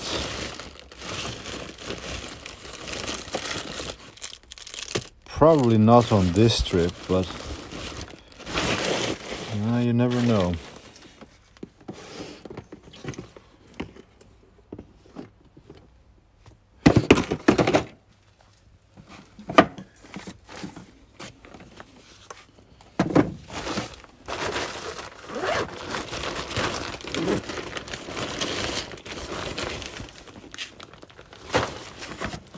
Compass, no. First aid kit, no. Like this is all like real hiking gear for when I go out with my... Oh, extra glasses. That's good. It's like when I hike with my backpack, this is all the gear for that, but this is much more luxury. No, I'm gonna be like doing 2-hour bike rides or like afternoon hikes, but no like big hikes. I will be bringing my hiking boots though. Like with this I have, and my main little backpack, like that is plenty to just do. Actually, I need to bring those. Plenty to just do afternoon hikes.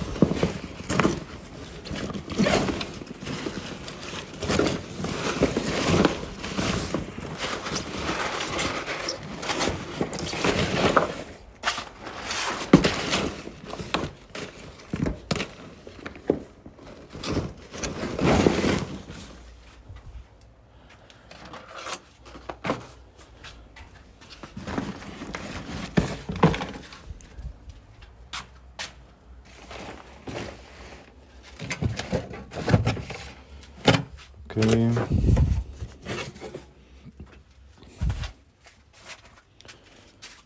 Won't need any of the outdoor gear. No. That's all we need for now.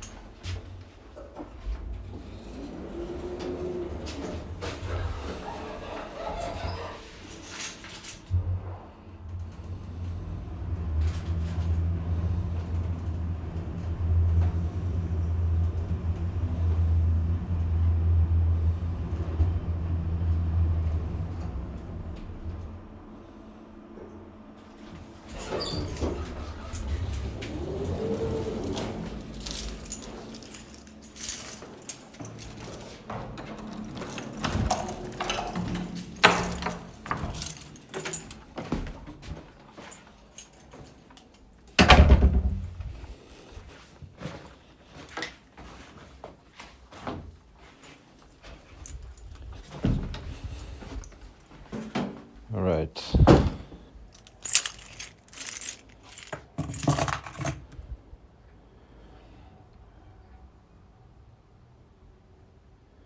Have a nice time recharging for the next cool video, Misha. Yeah, thank you.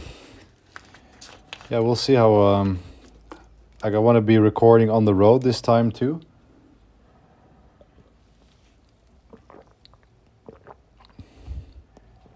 So we'll see how all of that is going to go.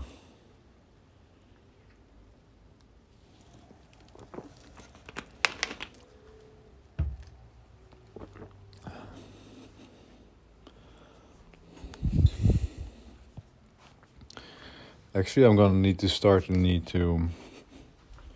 charge this phone.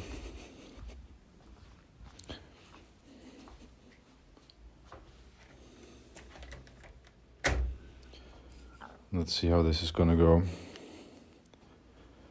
I have this here. And hopefully, just grab this one. Yeah, it's charging.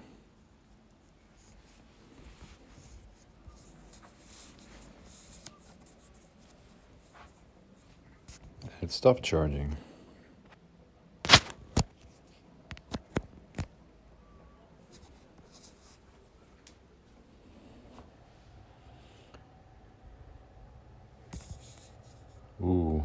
That's an important discovery. That this lightning cable slot is not that stable, it seems. It kind of charges and then stops charging.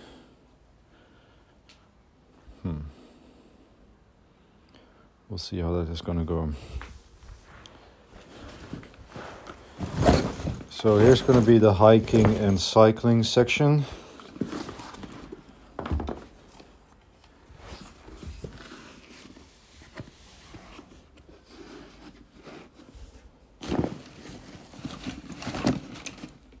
These are Alpha boots from Norway, the best hiking boots in the world. No doubt about that. This is all for compartmentalizing.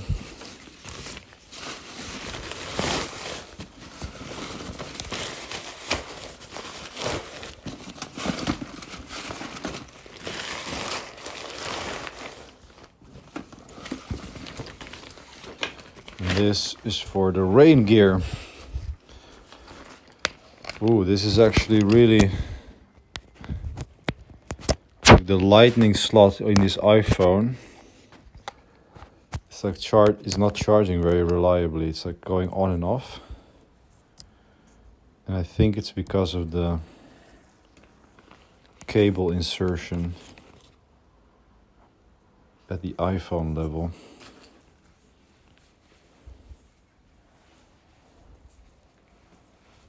So maybe I need to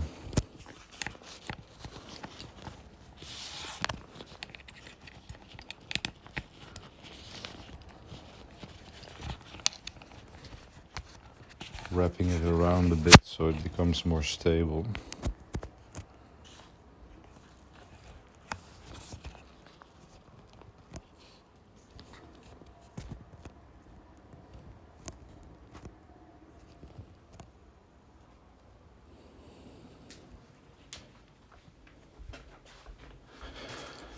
Okay, so we're in shoulder season, so I'm bringing my Gore-Tex pants. Like if it rains 3 days in a row, I'll be happy I brought these. Maybe I'll need to bike into town, or if it just rains 3 days straight, at some point I want to go out and walk. Well, then I want to be protected. Like this is Norwegian mountain gear, so it is over-specced, but definitely worth it. This bag, I've had this for like 15 years or so. This has been with me all over Norway, and I always pack my rain gear in here. And the second piece of gear is my Trollheimen jacket. This is probably the most expensive piece of clothing I own.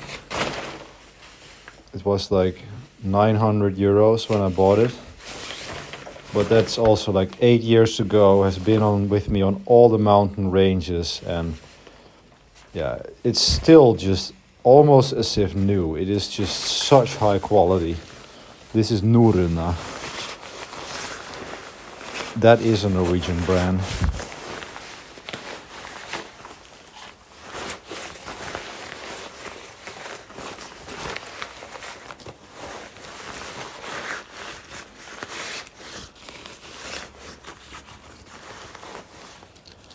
Okay, so this then packs down like this.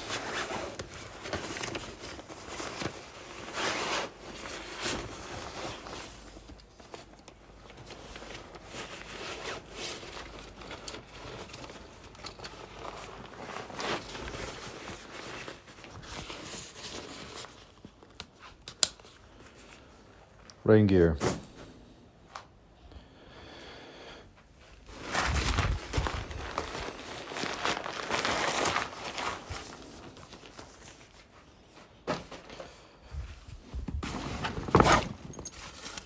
cycling.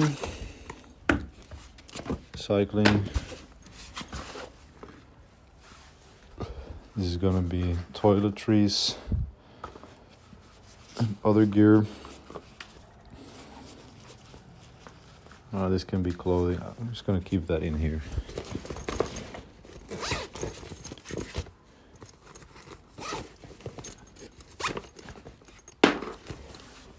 All right.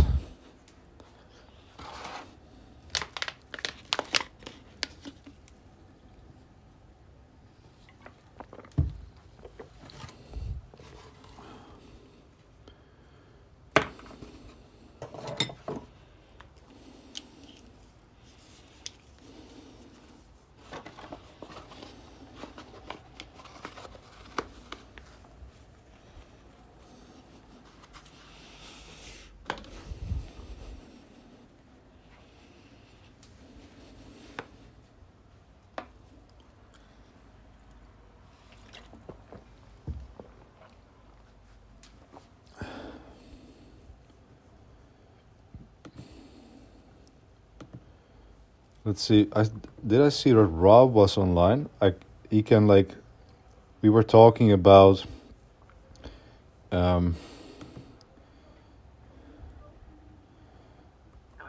Rob, I'm streaming from my OBS VM now. Let's see if he will hear me.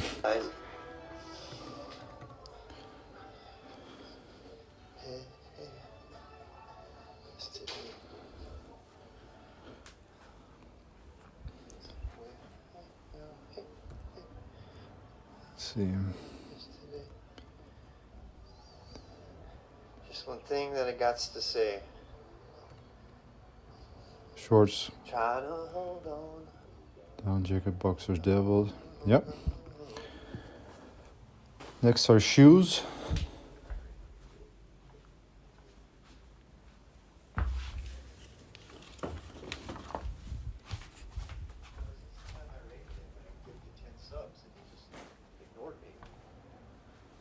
Later on, he acknowledged that I get the 10 subs and that he ignored me. I said, yeah, I said, yeah, I said. Really? I get the 10 subs. Not even thank you. He's like, yeah, I said. Did I plan? What did I plan? We're done here. It's like, if I give you 10 subs, you say something. That is like what you do. That is the right thing to do. Earth harness, Crocs, hiking boots. Good. Very Strider. And I'm like, no, I don't need to watch that anymore. That doesn't mean Strider. Yeah, I'm basically going to just be I love that Strider exists. in sandals, Do I need to watch it? Crocs, And that's all cool. or hiking boots. So, Whoa! Wow! God damn it! That was like right there!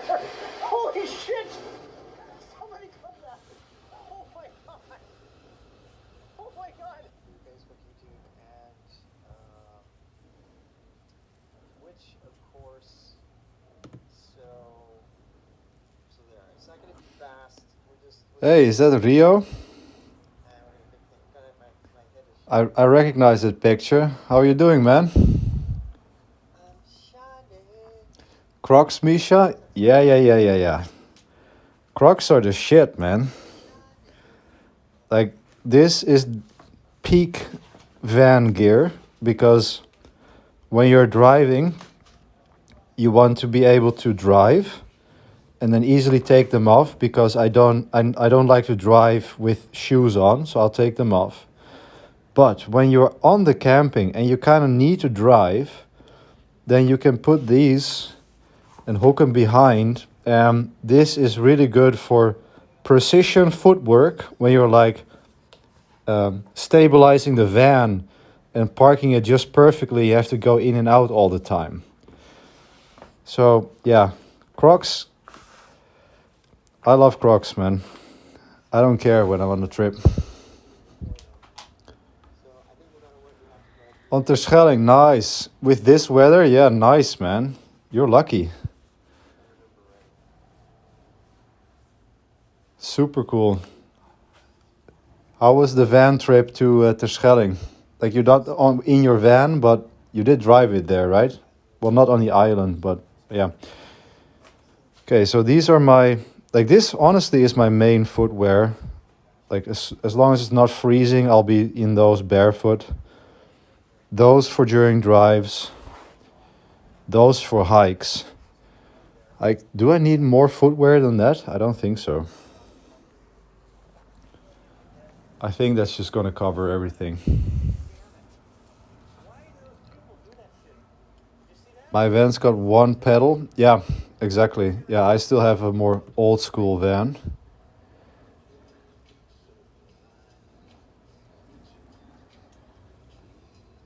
Oh, what Rob is saying, Misha, so cool.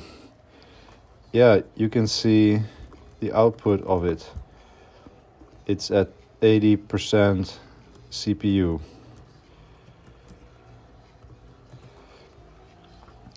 Let's just check. Like Rio might like this shit. Like we're streaming to a OBS Cloud VM. Here's the VNZ connection to it. We're at 84, 83 CPU right now. So this is a Hetzner VM, but this is so I can switch between like the phone. Like I'm now streaming from my iPhone strapped to my chest, and I want to be able to switch from like phone streaming to desktop streaming and back again.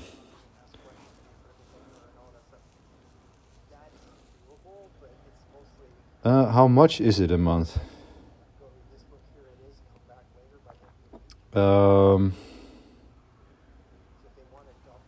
I gotta check. How much a month am I paying for that Cloud VM?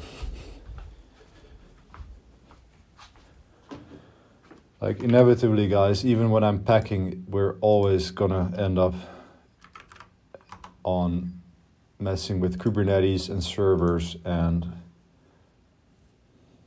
damn it. Let's see.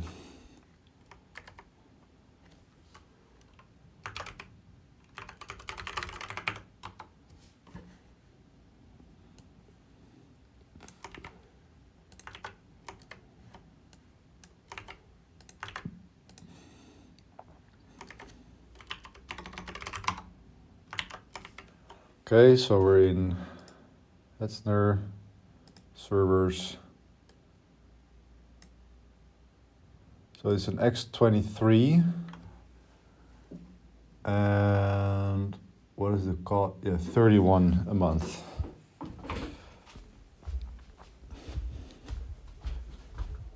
€31 a month.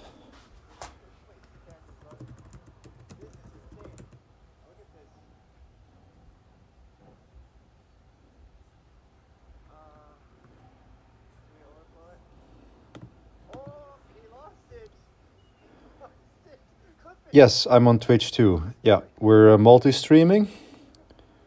So I'm streaming to Twitch, X, and YouTube now.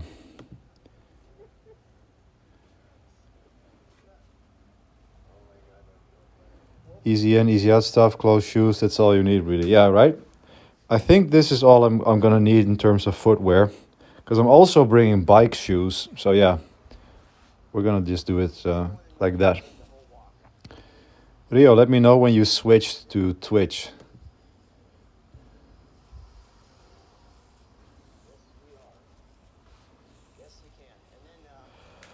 All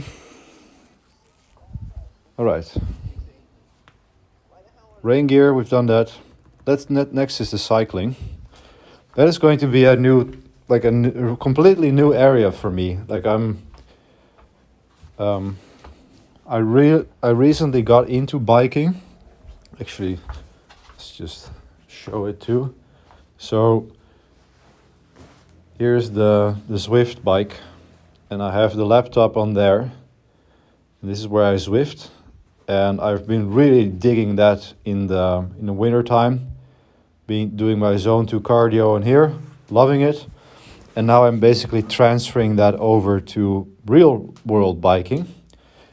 And actually, maybe I should bring my heart rate monitor. It's not a bad idea. but like I only had one test trip with the bike, and now I'm going straight onto a 3-week bike trip, basically. So packing for the biking trip is still a little bit inexperienced. But these are my side bags on the bike. So these are mounted on the bike. So I did this because that also gives me, this way I can like go shopping, but I'm like conceptually I also like to pack the bike stuff in there, so I know what goes where. So And what are we always hearing about? Look, arts and entertainment and games are awesome, but we have this like overwhelming, we have this overwhelming yeah, thought that just discussing with Rob about OBS VMs. I got a 32GB RAM,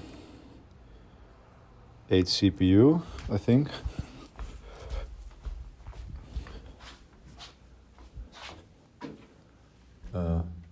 No, it's 16GB. 16 gig RAM, 4 CPU.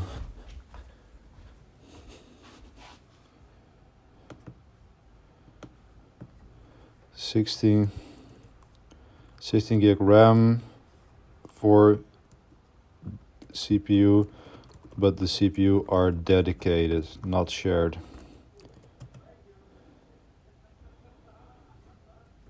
It's the CX20, I believe.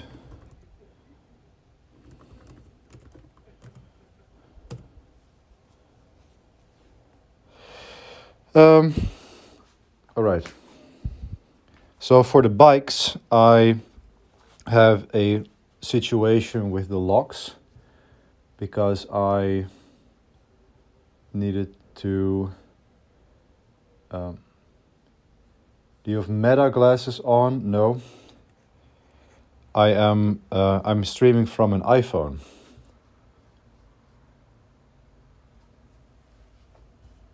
Wait, did the stream just die? Hold on. I hope we didn't die.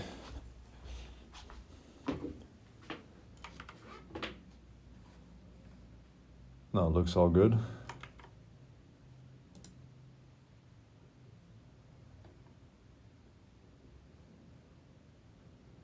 No, it looks all good. No, I don't have Meta glasses on. This is an iPhone that's strapped to my chest. And I'm sort of learning how to do IRL streaming as I go.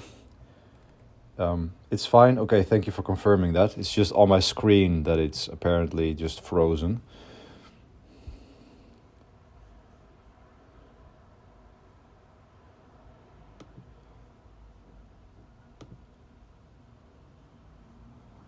Yeah.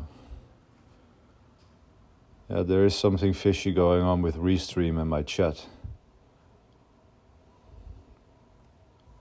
That's annoying.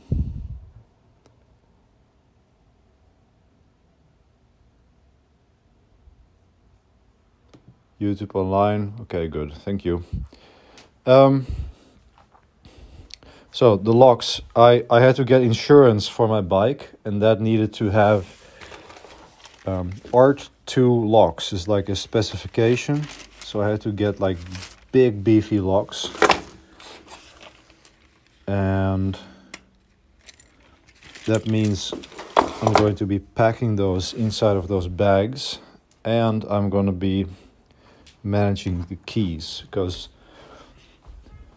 I learned that you should always bring your spare keys when traveling with a van or car.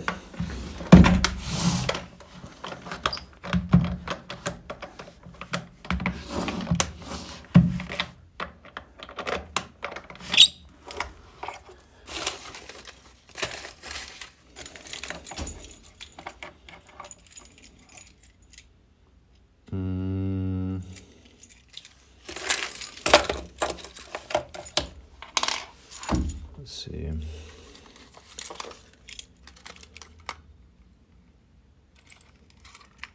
That's the bear lock.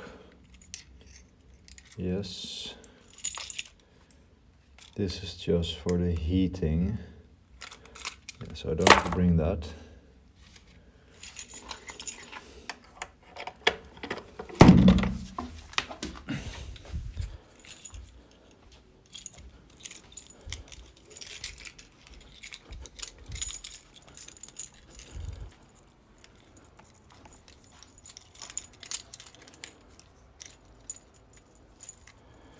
What's your IRL setup? Yeah, I'm still learning all of this, but I'm streaming from an iPhone to a cloud VM. So my buffer is running in the cloud at the moment. And with this setup, I should be able to like switch between my phone and my screen sharing setup. Okay, so this is my main keys.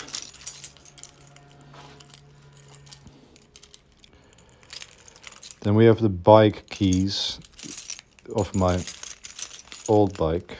So we don't need those. So this is actually a bit of a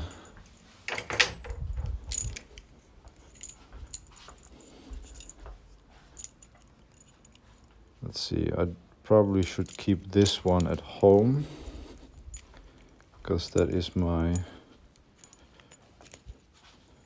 backup for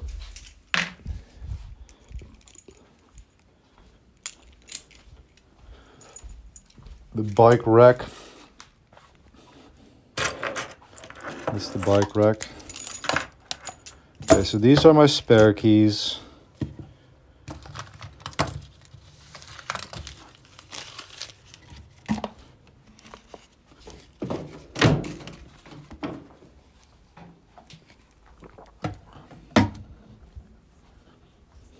Let's figure this out. These are my spare keys.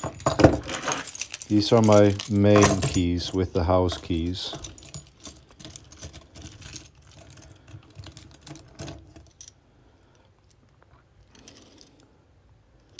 This is also a bike lock.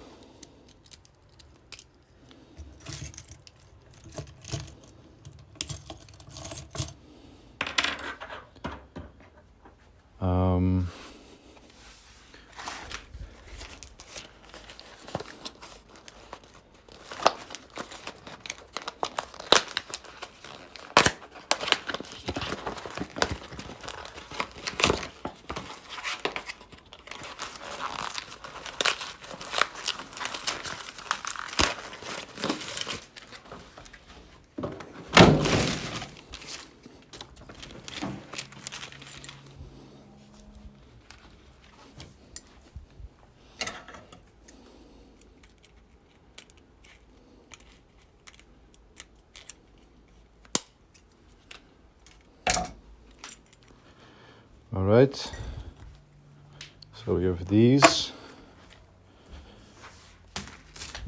That's my main lock. And this is the second lock for locking it to like a tree or something. Switched. Say hi Rosalie, she's gonna be hella confused. Hi Rosalie, hoe gaat het?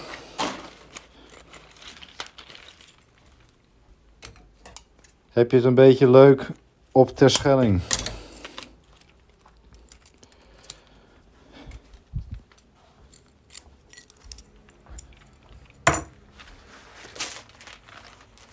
So this is gone. Now I know the your Twitch username. That is good to know. Index -1.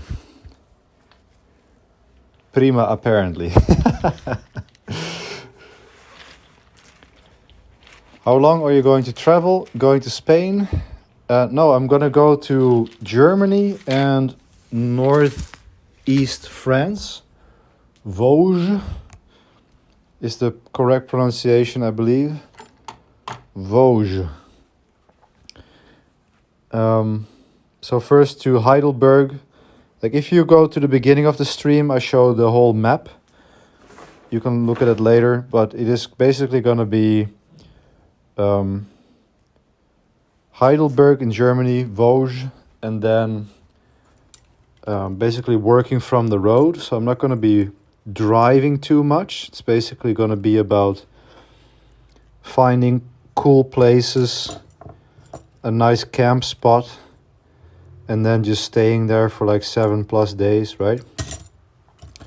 So I'm not really interested in traveling around too much, but rather focusing on finding a good place and then use that as a home base for like working and then going for hikes or bike rides in the afternoon. That's basically going to be the trip setup.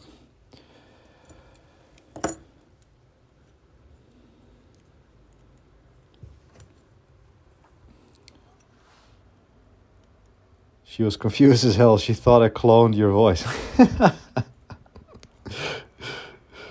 I mean, with all of the material out there on YouTube, like that is a super easy thing to do now. You can literally go to 11 Labs, give it all my YouTube videos, and you can make me say anything you want.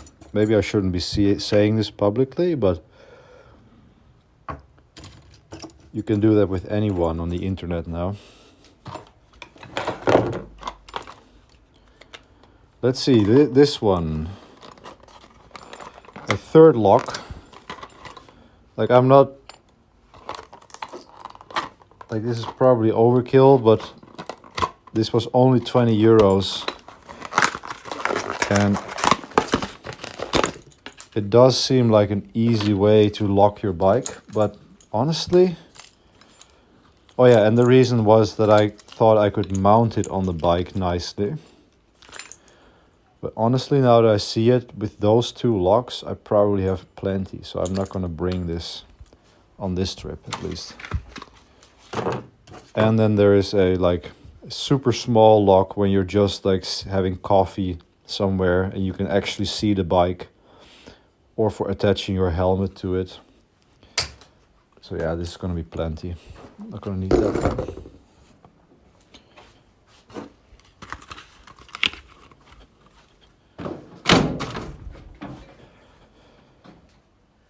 So we have those two locks.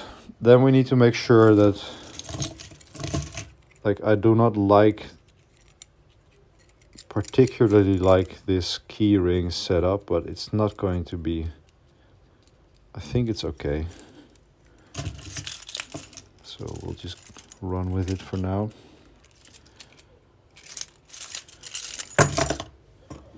Then we have this backup set here.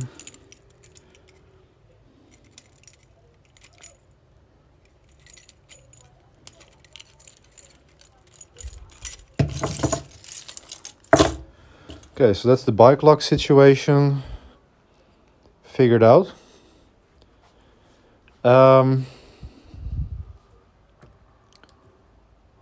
Let's see. Cycling pants and cycling shoes.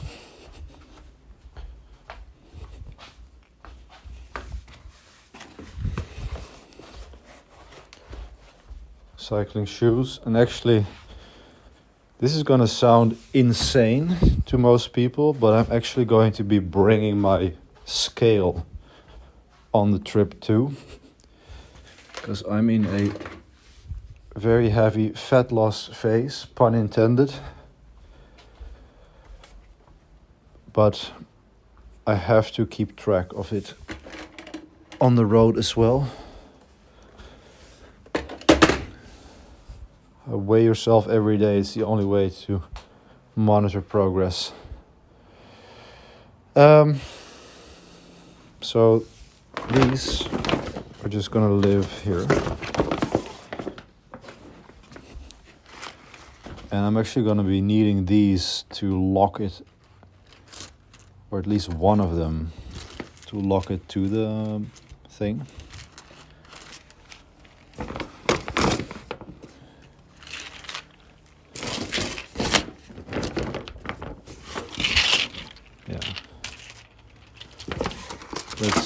keep one out. This one can go here. Then we have the shoes.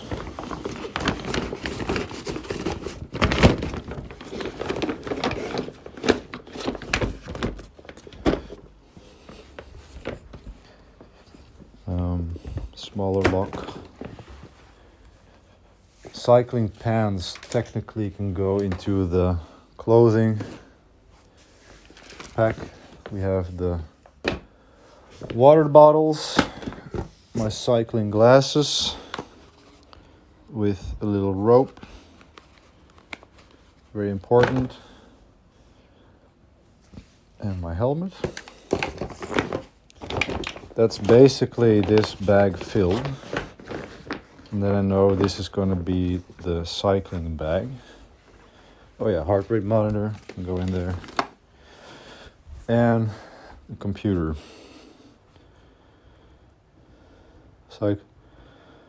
Cycling pants, cycling shoes, helmet, yellow jacket for wind. Very smart, Misha, that you use these checklists. This is just a 20-gram little thing.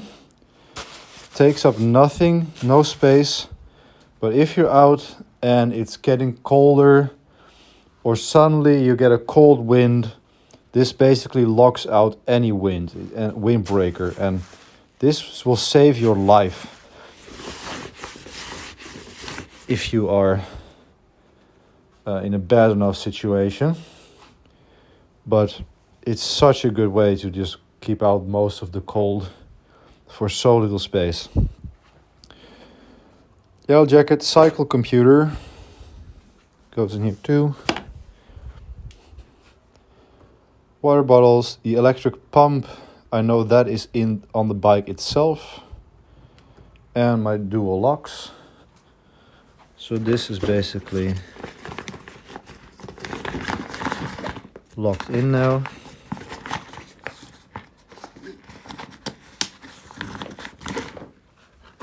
That means that this is basically a free bag. That could hold my camera bag, maybe? I'll have to think about that. Pills, all of that I have in the van already. We are going to check that. Toilet bag. Ah, yes. All of this I need to bring. My sleep mask, my red light glasses, those need to be, I should copy those to a section.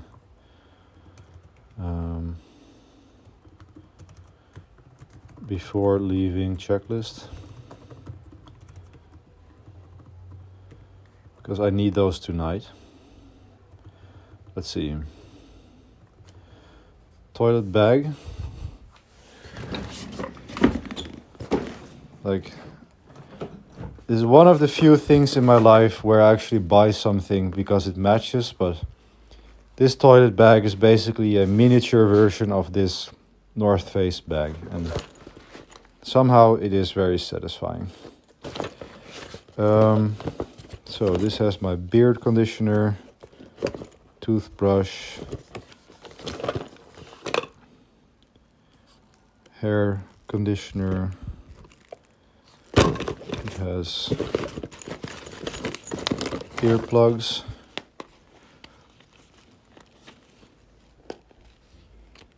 It's a full pack. It's probably enough, and I can probably get earplugs wherever I am. Got my extra sleeping mask, nose spray. Yeah, this looks a pretty well stocked toilet bag. All I just need is to get the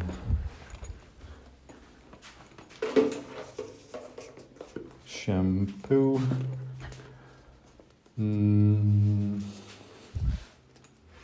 Yep.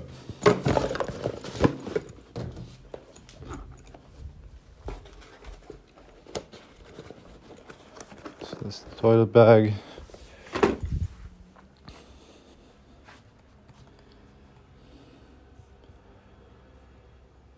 Rosalie says don't forget your sunscreen, factor 50. Yeah, I have been, interestingly enough, I used to always like be like a bit scared of the sun and not going into the sun too much. But I changed my tune on that. If you know, you know. But look up Dr. Jack Kruse, Kruse. He's a pretty controversial medical figure, but he talks a lot about the sun, sunlight, importance of it. And I basically started exposing myself to the sun more without sunscreen and just letting my body get used to it. And yeah, I gotta say, I feel better. It never sat well with me that I had to like put chemicals on my body.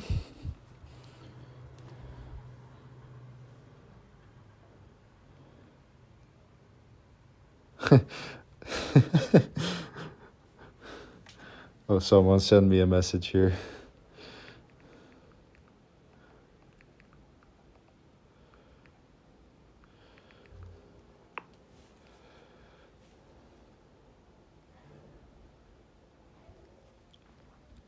I have to get used to like the fact that I'm like literally showing my phone and stuff. Like I have to be careful. UV doesn't care what you believe, it breaks down everything. I mean, I'm not gonna disagree. You have to be careful. But the key is to like your body is used to like adapting to the sun, right? And it creates melanin. So you get brown, but it's all in the dosage. So what I do is I'm very careful with like being out for like 30 minutes, then I stop, and then you slowly increase it, and then your body gets used to it. Where was I in my checklist? Toilet bag, beard brush, earplugs, yep. So all of this other stuff, oh yeah, my keto gear, all of the other stuff is actually basically remaining in the van. So let's pack all of the keto stuff. I am on a ketogenic diet and I test my blood levels all the time. Actually, let's test that right now. I had some food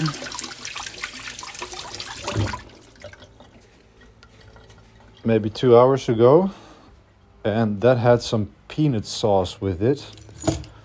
That's tasted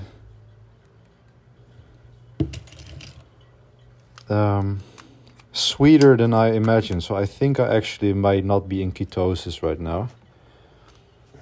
It might have just knocked me out.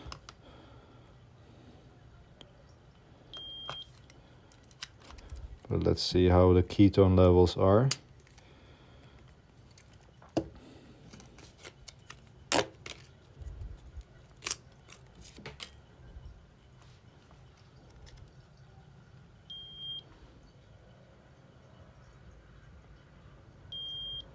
So it's fairly normal that after you eat, your ketone levels get lower.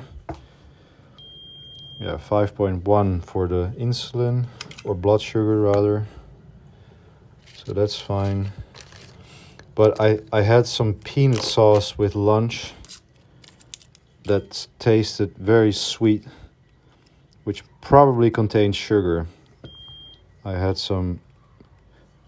rarely do it, but I bought some food from a street stand. So we'll see.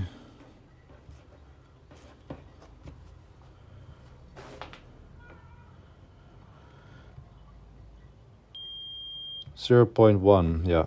So I am at this moment not in ketosis.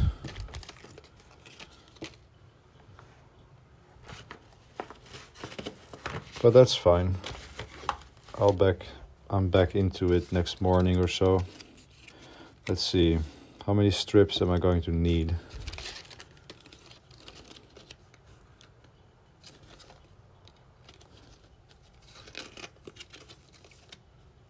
Will this be enough?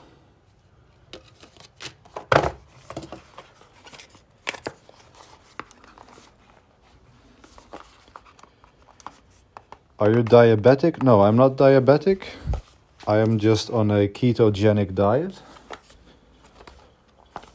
So I consume very little carbs. I've been on it for over a month now. Almost continuously in ketosis, but literally today I had the first time where I like ate some food that tasted suspiciously sweet, and I thought, ah, damn, that probably knocked me out. And it did. But not to worry. Alright, so I'll just bring tons of testing strips.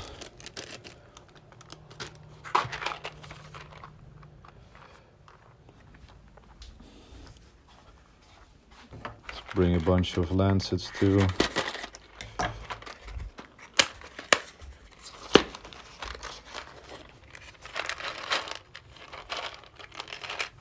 Right, that should probably be enough. Are you trying to lose weight? Yes. And I would say I'm not trying to, like I'm objectively losing weight. I can literally show you. Here. Here's my weight trend for the past 3 months. So for the past month I dropped 2 kilograms. This is the trend weight and this is the scale weight, so you see how wild that scale weight can be. But yeah, over the past 6 months I've lost 6.5 kilos, but I've had some ups and downs, as you can see. But I'm on a good stretch. 3 months has been basically steadily down. And yeah, and that's why I'm also bringing I'm bringing all of the testing gear, I'm bringing the scale, I'm going to keep tracking my calories because I have to keep the weight loss even on a trip. Because what usually will happen is that, at least in my experience, that I will go on a trip like this and I will say, oh, I'm on a holiday, so I don't care. And I can literally just come back and be like 4 or 5 kilos heavier. And that's not going to happen this time. I mean, I'm like, as I'm standing here, like my veins are starting to show on my arms, right? Already, like that's not normal for me. So the veins are coming out, and like I'm really getting leaner. It's just the belly fat that's just lagging behind, but I'm getting really lean and I don't want to mess that up. So you're basically avoiding all sugar. Yes, but it's even stricter than that. I'm avoiding all carbohydrates. So I haven't had more than 30 grams of carbohydrates for 5 weeks straight now. So 30 grams a day or so. And most of those carbs are from like fibers from broccoli and stuff. So it is basically avoiding all carbs. And then your body switches to burning fat.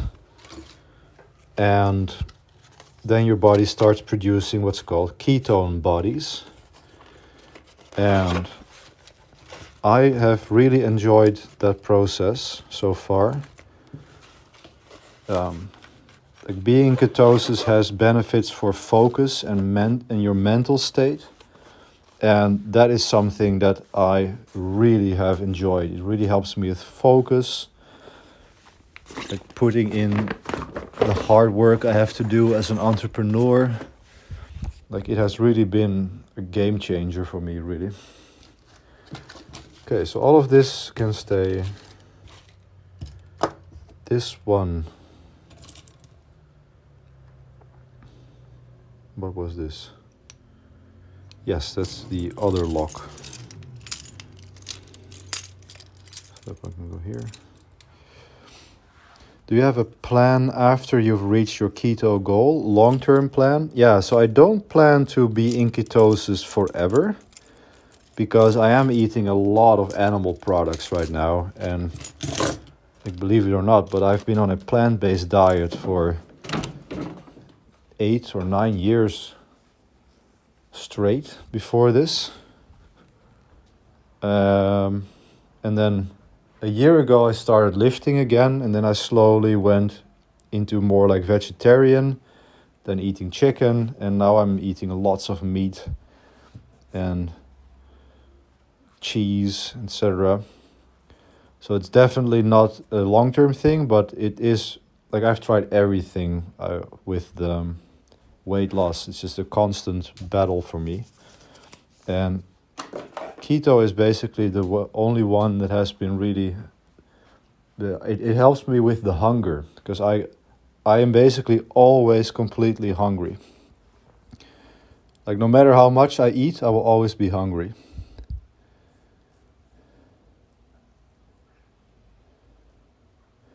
Oh, what did Rob say? No, Rob is just doing his own thing. Okay.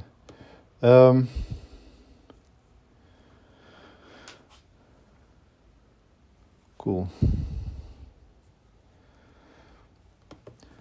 I think that is it in terms of like packing. Maybe we can just start putting it in the van now.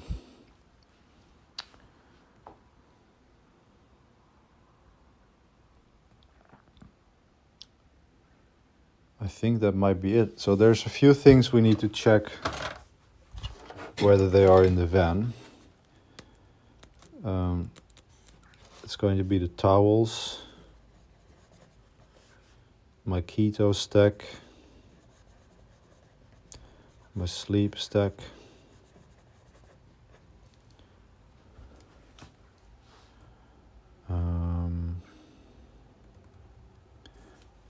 my food scale,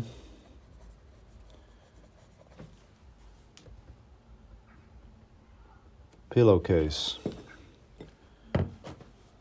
very important, that one goes here, pillowcase, sheets, sleeping bag, quilt, coffee mug, Starlink.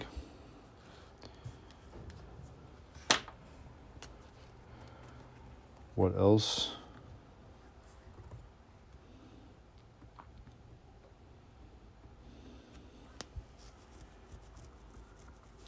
Oh yeah, we didn't even pack the underwear.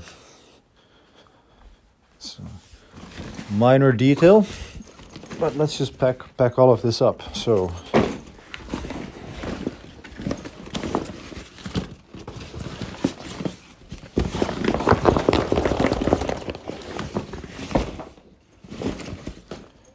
rain gear,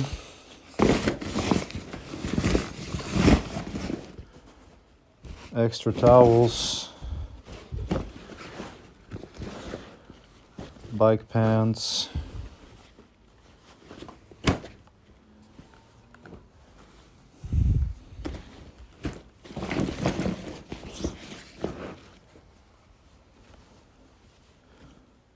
wool 1, long johns.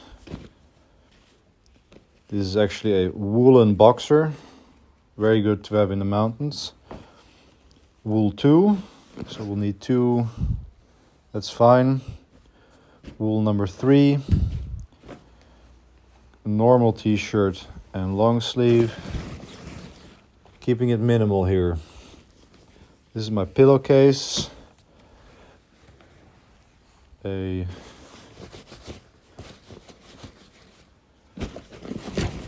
joggers, shorts, and extra pants, backpack, or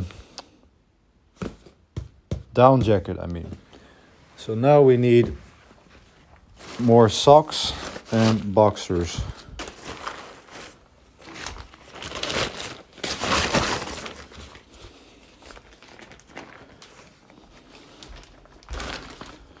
I like to keep those in a separate bag.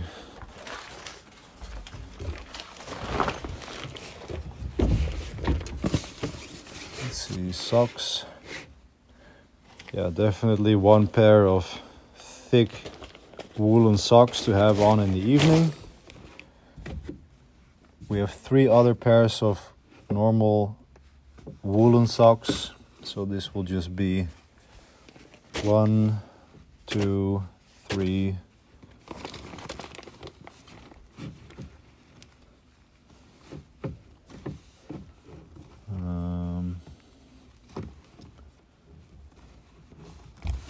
For 4 pairs. Yeah, that's probably more than enough. Well, we use them for cycling, so let's not be too skimpy here. Then 1, 2, 3, 4, 5.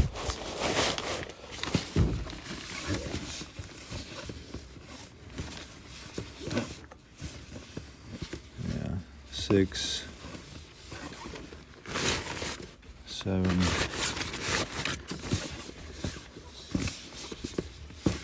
7 or 8 is usually enough. I'm used to like ultra light packing with a backpack, and then you like have 1 pair or 2 pairs.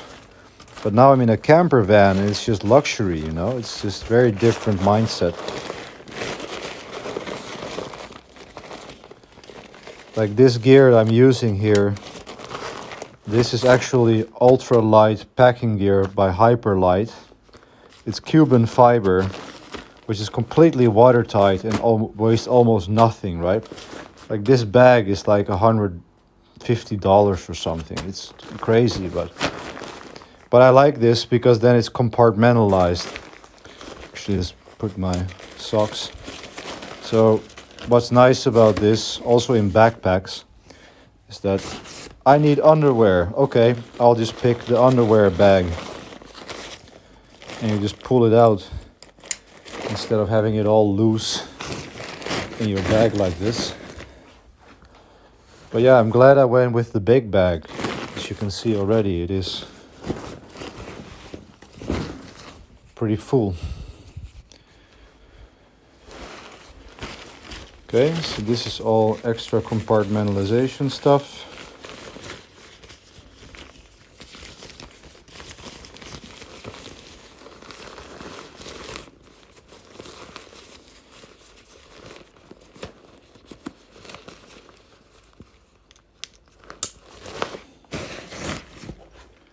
My keto stuff can go in here for now. Just keep it easy. My toilet bag.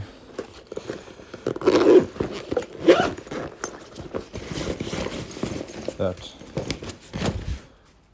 Nice. Getting somewhere. Actually, I should add that to the red light glasses, sleep mask, electric toothbrush.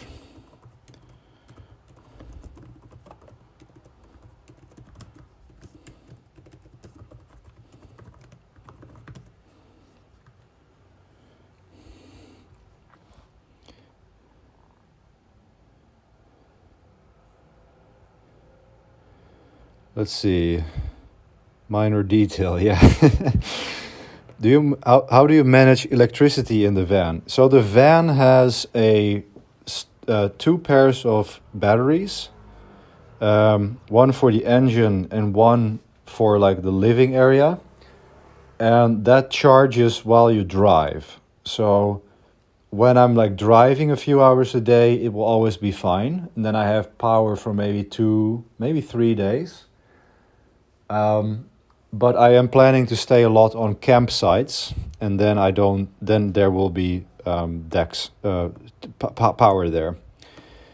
Do you bring a small vial of detergent so you're doing quick hand wash? Yes, I always do that. That is really handy.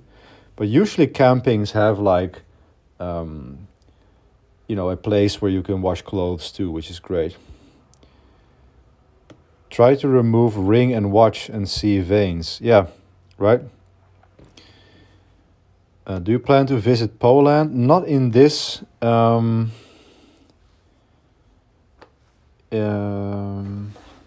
Not this trip, but I would love to explore Eastern Europe at some point too. Don't forget to bring your 3D printer. It's on the official white. What to bring? What is this? Things to bring? Wow, I have never.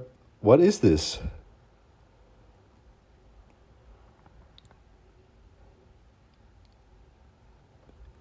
Oh, is this like the hacker convention? Let me see. Why? Yeah, it's the Dutch hacker camp. That's it. Why 2025? Yeah. Yeah. Tent, your equipment, your ticket, toilet paper. So this has a 3D printer. 3D. Other equipment, 3D printer and or laser cutter. That's hilarious. Oh. Make sure to bring your printer. Cool. Okay. So that's all the clothing sorted. This is my clothing for tomorrow. That's sorted. That's this cycling bag. That's the camera bag. So the camera gear can go in this bag.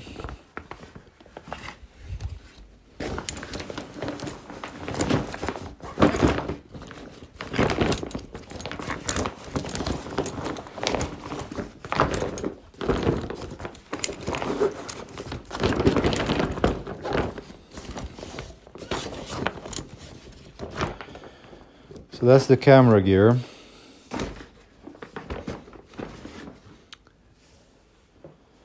The MacBook will probably I'm actually gonna stash that somewhere loose. Actually, yeah. I'm getting efficient at this stuff. I used to like run up and down like 20 times to fill my van. Well, we do have to do some groceries though, but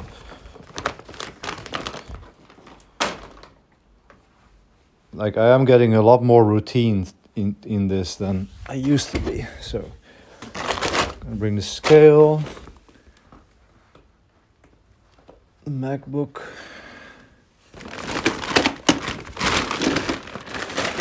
This is all electronics that can go separately in the main backpack.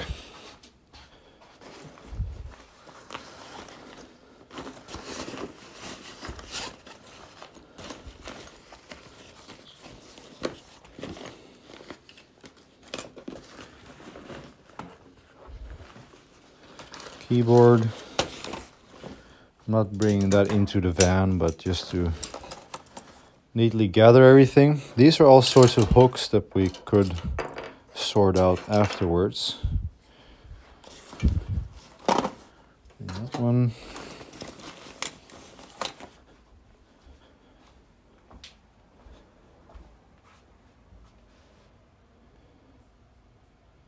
Let's see. Eastern Europe is a lot cheaper. Very nice places for camping. Yeah.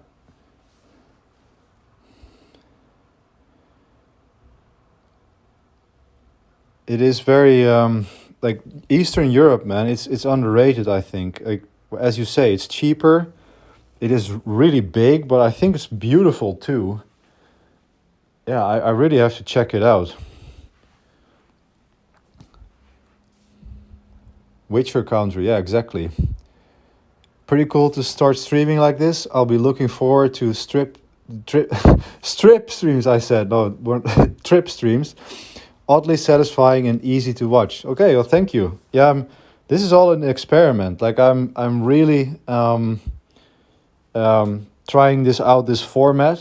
I have no idea what people are going to think, but my thinking is that I always talk about like living on the road and how I love the lifestyle. So I want to just show you guys what that looks like, right? And maybe you want that lifestyle too, of being able to work remotely and yeah, that's basically my dream life, to make good money while working with cool technology while living on the road for like not permanently, but like for a few months a year or many months a year. We'll see how well it goes.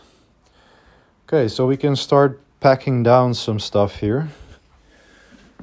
These can all go in.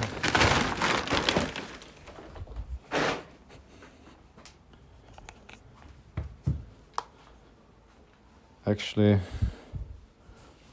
I need to take a bathroom break before we go.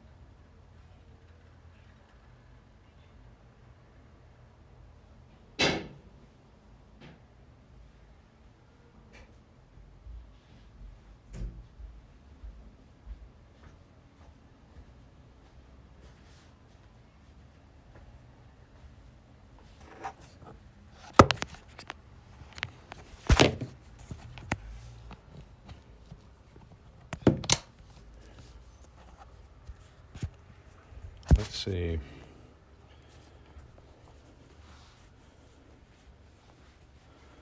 I'm wondering how many people do we have watching from Twitch right now? Oh, 8 people from Twitch. That's nice. Hello everyone from Twitch. Like I'm big on YouTube. So it's very nice for everyone from YouTube to tune in as well. Like I'm surprised that we have 38 viewers right now as I'm checking this. Like that already tells me that I'm doing something that people want to see, so that's really nice. But I didn't expect people from Twitch to be joining, actually. Like everyone on Twitch, if you don't know me, like I used to be a nurse, and then I changed my career to DevOps, and I basically changed my life because of that. And I basically work a lot with cloud native infrastructure, and now I make a living teaching people how to get jobs in that area. And this is now I'm going to be on the road while working. So if you want to join on the journey, please subscribe on Twitch. That would be really nice to get some followers there too. Like I have like 95,000 on YouTube now, so I'm pretty big there, but Twitch is a new platform for me. So just making small incremental progress there.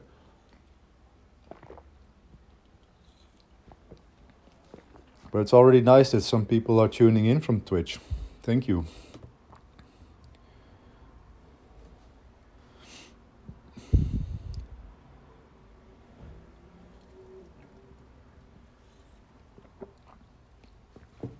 Number 1 or number 2. Yeah. Let's see, Twitch. Host them. Dashboard. Yeah, 8 viewers, that's nice.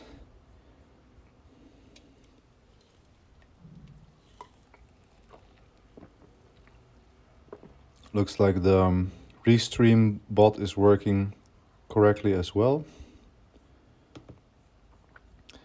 Hello there, Get Shreked Brew.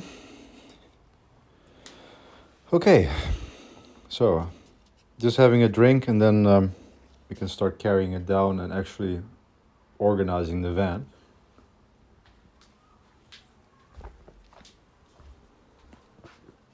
So I've been streaming for 3 hours now. The first one was just trip planning. So again, you'll see it takes a couple of hours to do all of this. It's slower because I'm talking, but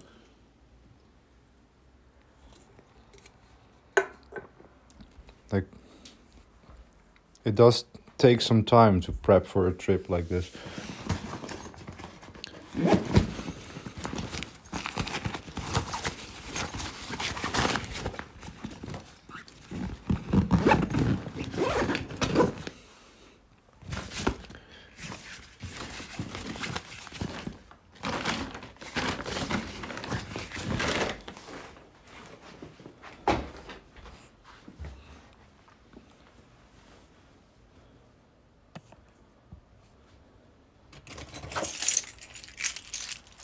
Any new funky things you're diving into soon? Yeah, I'm building an AI application on local AI, running on Talos Linux, and it's been going really well.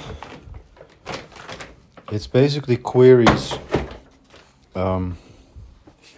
all of the coaching calls I've done, all of the content I've created, and people can then ask questions about the content, and it basically answers with my specific takes and teachings on things.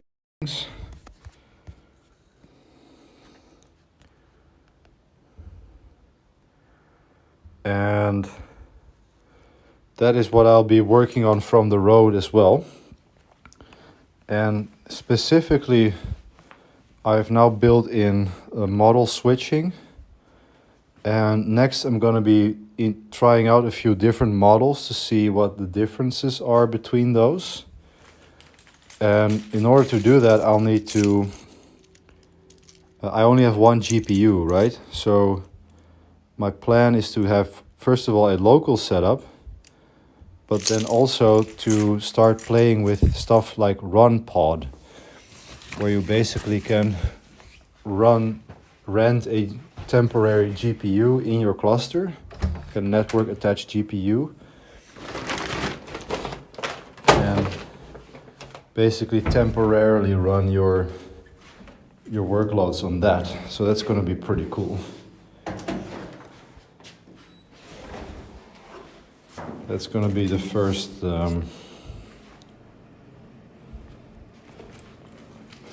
funky thing to experiment with.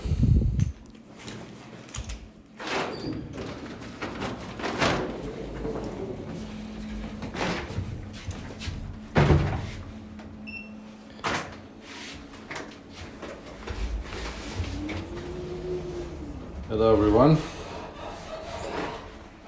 I will really have to get used to walking around like this with the rig. It looks really weird, but I hope people will just think that I'm a tourist.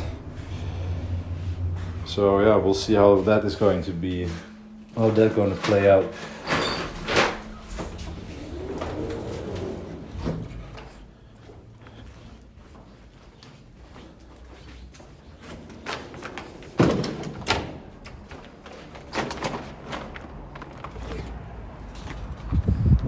There's the van.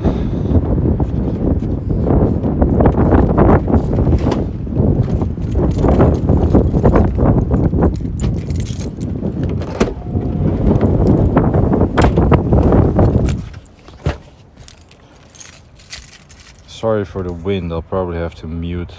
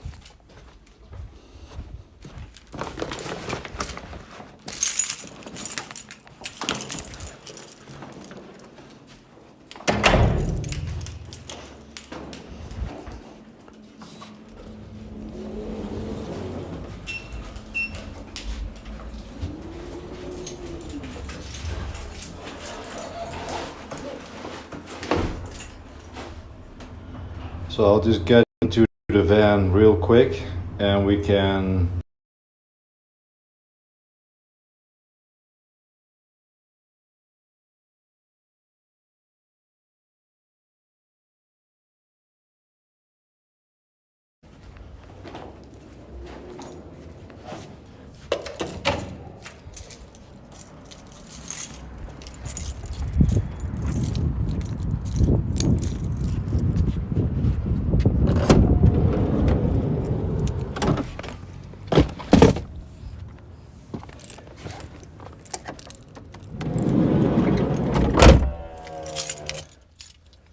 All right, inside of the van now, in the back side.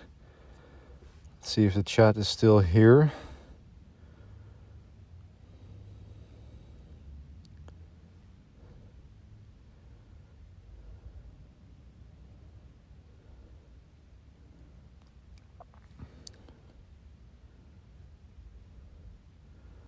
It's really weird.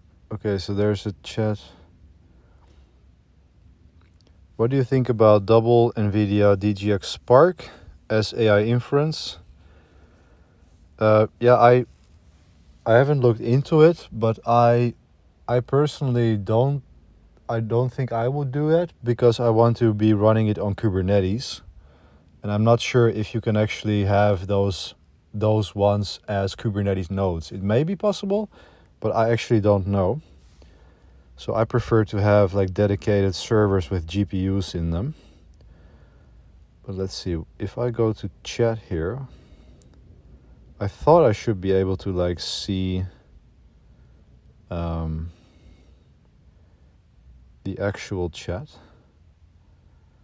Something went wrong. Try refreshing the page.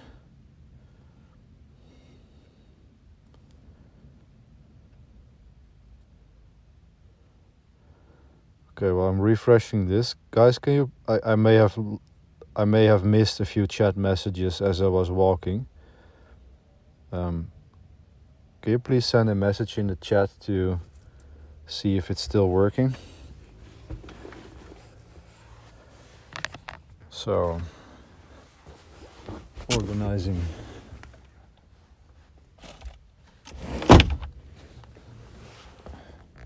This is basically where I'm gonna be stashing a lot of the stuff.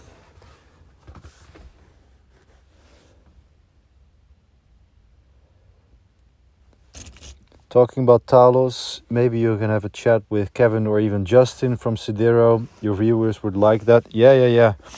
I was talking to them at KubeCon already, and I connected with both of them. Actually, they want me to do some official coursework for Talos, which is maybe going to be happening this summer. And so that is already cool, that I'm basically going to be like a Talos certified provider in that sense, or Talos, I'm going to be building the Talos coursework, or at least that's the idea. Like, nothing is negotiated yet, so we'll see how that goes. But so I'm connected with them, and it would be cool to, yeah, as you say, maybe have them on my show, on my channel. So down here I have like this little notch that I'm actually not using at all, and I have this neat system for having stuff here, which I haven't really used much. So like the MacBook is purely here for backup purposes, in case I need to set up like a cloud, a streaming server. It's only for streaming really that I'm thinking about this. But otherwise I have no fears of that my framework laptop is going to give out or something. But doesn't hurt, and look how nicely it fits. I didn't test this, but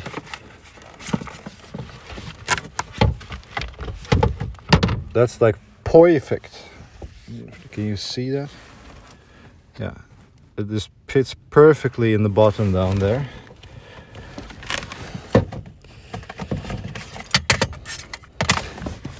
That's perfect.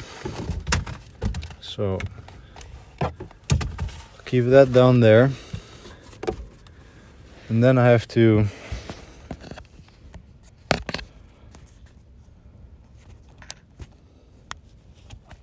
kind of want to start using this better.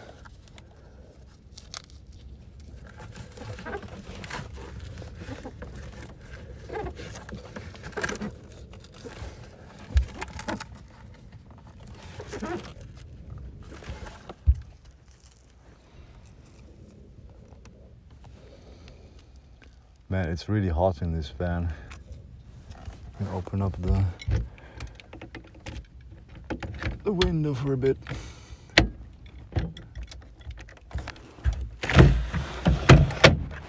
There we go. Let's see.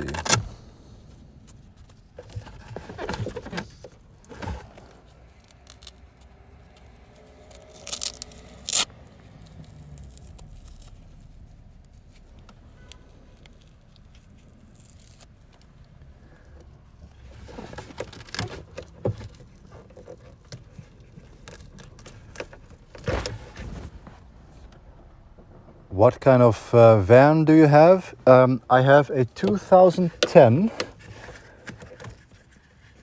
Volkswagen California T5. And it has run 230,000 kilometers already. But still going very strong. Where did you get it? I bought the van at there is like,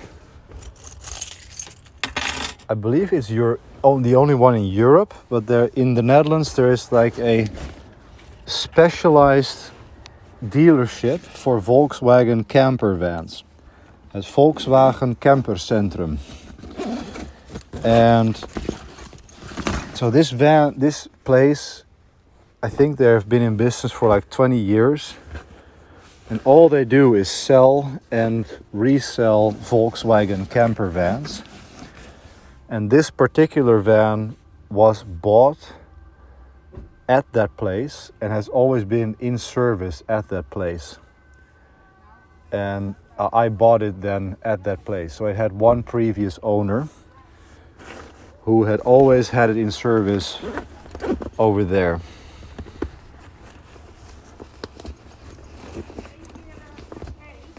So it felt like a... Oh! Ik schrik. Ja, ik ga je... Ben je lekker aan het kamperen voor de Ja, ik ga je lekker slapen vanavond. Ja, lekker, hè? Dat mag wel, hè? Ja, tuurlijk, jij wel. Nee. Leuk hoor. Ja, dit is mijn wagentje, dus ik ga leuk. nou... Je gaat overal heen gewoon. Ja, ik ga nou even een paar weken naar Duitsland. Kijk, heel lekker. Nou, je hebt het goed voor elkaar, man. Ik heb het goed voor Top, elkaar. Ja, dat heb je goed gedaan. Maar Ja. hij ziet leuk uit, lekker. Ja, ja. Formaat ook lekker. Ja, voor mij alleen is het echt perfect. Ja. Ik ben jaloers op je, heel leuk. Ja. Wel, nou, een fijne reis dan Ja, weer, hè? dankjewel. Morgen ga ik. Doeg! Just a few neighbors checking in. Enjoyed the stream, off to work, so catch you later. Okay, nice. Thank you for saying you enjoyed it. Stay tuned because I will be doing a lot more of this streaming. I'm actually getting really into it. It's actually quite fun to just be in my van and talk to you guys and answer your questions. I am kind of liking it.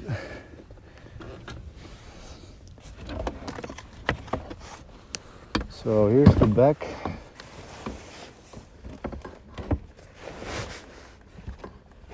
Yeah. Let's see how I'm going to do this properly. The thing is, there's so much wind outside that I can't really show you, that I can't really talk while I'm organizing because it's just so loud.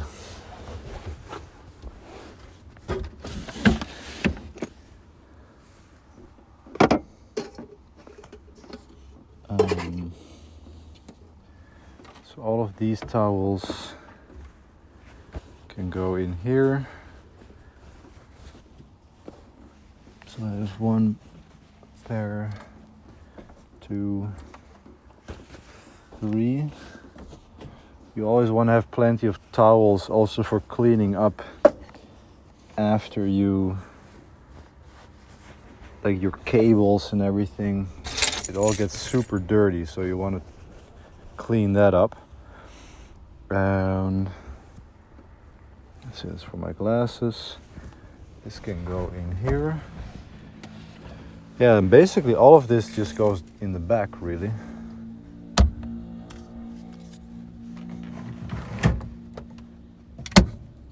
Okay.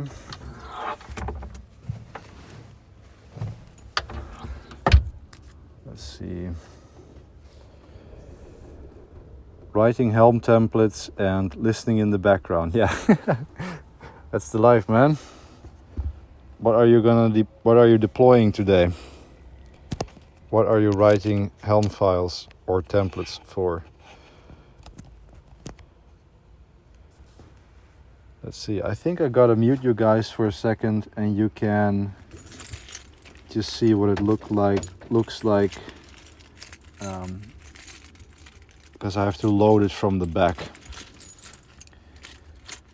How long will you be on this trip for? Yeah, I'm gonna be on a couple of weeks. I only have a hard stop at 10th of June, so theoretically I could be away for 4 weeks, but I'm scoping this to about 2 to 3 weeks. But we'll see. If I like it, then I might stay longer. And I plan to be streaming a lot during this, so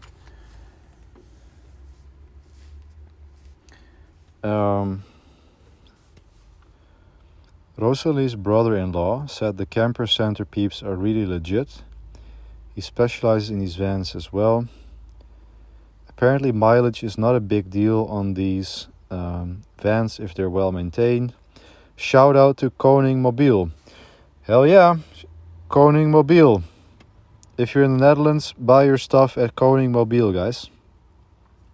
Koning Mobiel.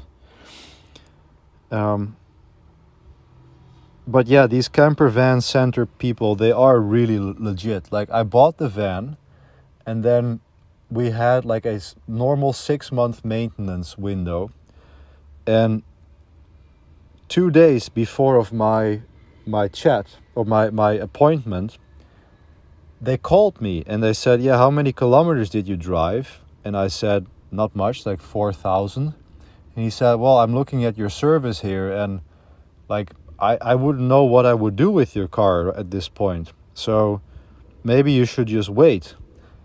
And so we did, and that was just so nice. Like, what dealership calls you up and says, let's not make money on you right now?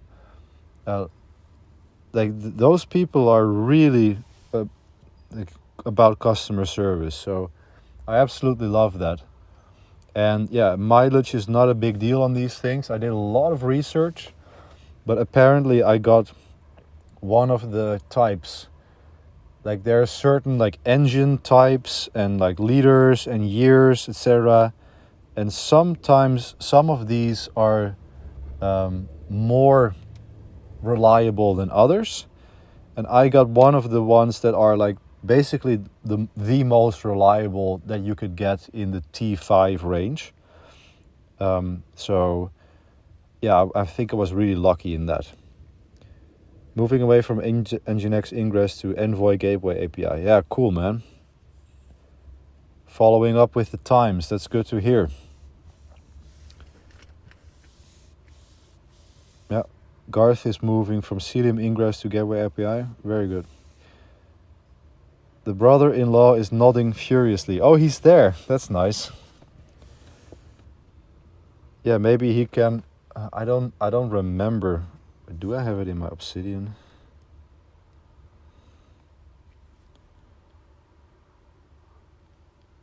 Let's see. Volkswagen.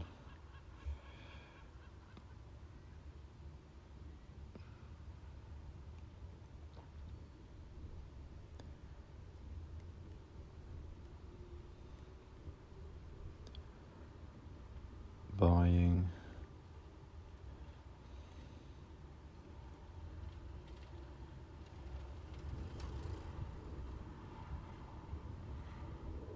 Yeah, so here's the note I took. Volkswagen transporters are famously reliable. It's not unusual for a transporter to do 400 to 800 kilometers, and 160k is still considered fairly low mileage. 190k is still solid as long as it had a good service history. So mine has done 230k, and so it's a lot, but for these kinds of vans, it is not unusual to do double that, at least. So I wasn't that scared. I've forgotten, like, I did research the model and engine that I have, but I'm not completely I don't remember which one I have right now, but I have one of the best configurations you can get, so I'm really stoked about that. So that's why I was like very comfortable committing to that. But I'm gonna go to the back of the van, and it's so windy outside. I just gotta mute you guys for a second because it's gonna be very noisy for you.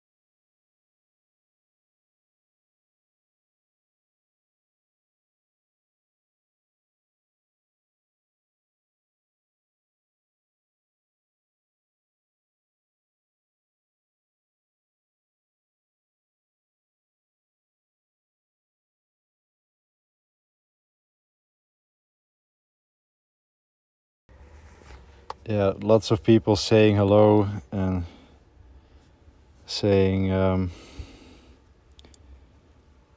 coming. Brother-in-law says you definitely have the 140 HP, not the 880. Yeah, exactly. I have the T5 140p and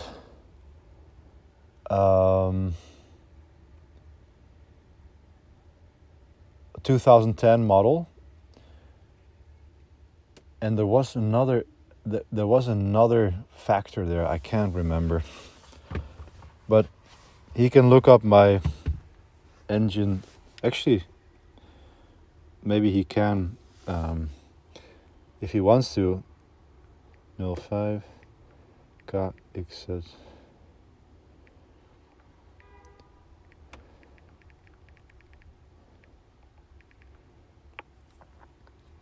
If he wants to look it up, he should probably be able to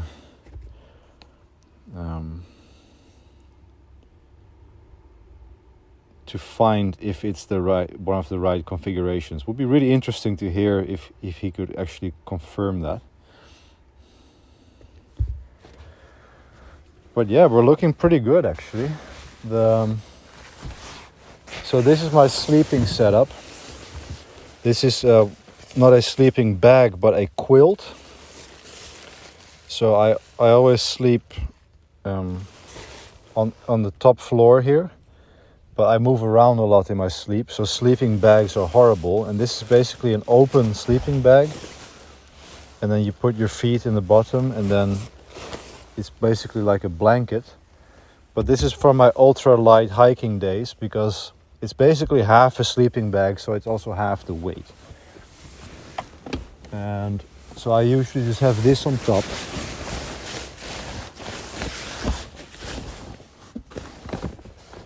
Yeah, it's probably a bit hard for you to see, but yeah. The thing is, I have like a chair here. I need to have a good chair to work in. So that is taking up a fair bit of space. But then behind, it's actually not that bad. I can still see out the window. Almost. So it's actually not that much gear that I have with me. And I still have like this whole area is all still empty. So I'm wondering if I have the feeling I used to bring more, but I'm just getting this so dialed in that I know exactly what to bring and what not to bring.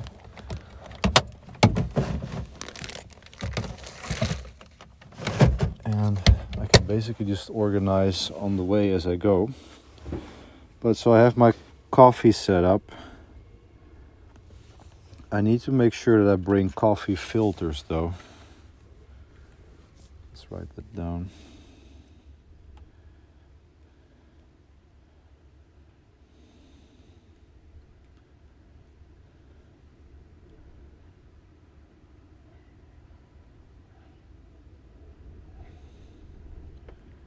Coffee filters.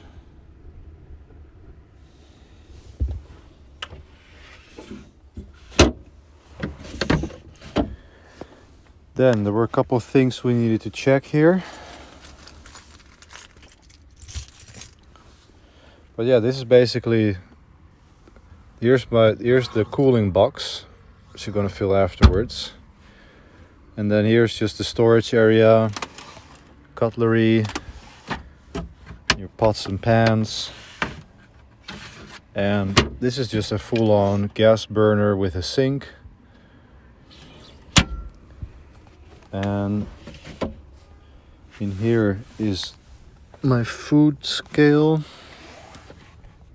Got my food scale, some sardines, just random stuff. But here's the keto stack. So let's see, I got my electrolytes, apigenin, magnesium, theanine, and MCT oil. So that is all of the keto gear that I need, and my sleeping pills or sleeping stack, sleeping supplements. So yeah, I definitely need to bring vinegar, oil, olive oil, all that good stuff. Like the next step is going to be filling this thing up with food.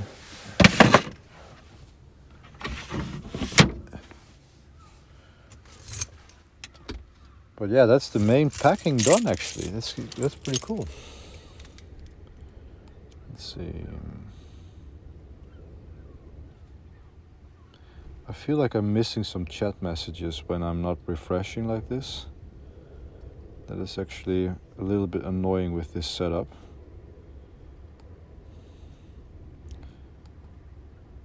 What if I go on Twitch? Actually, that might work if I watch my own stream on Twitch.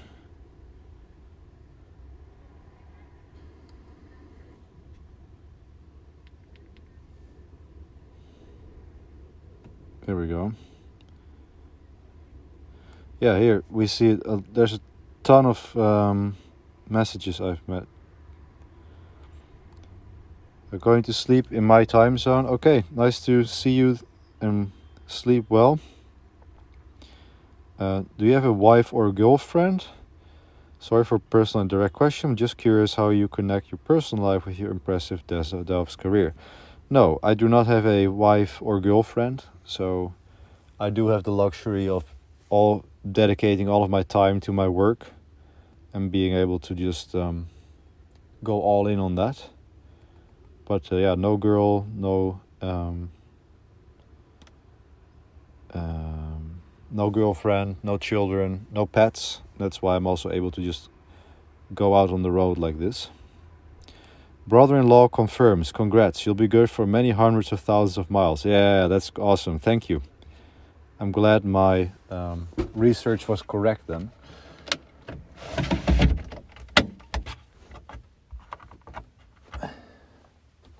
Thank you so much for confirming that. Bye for now, Garth. Okay, see you later, Garth.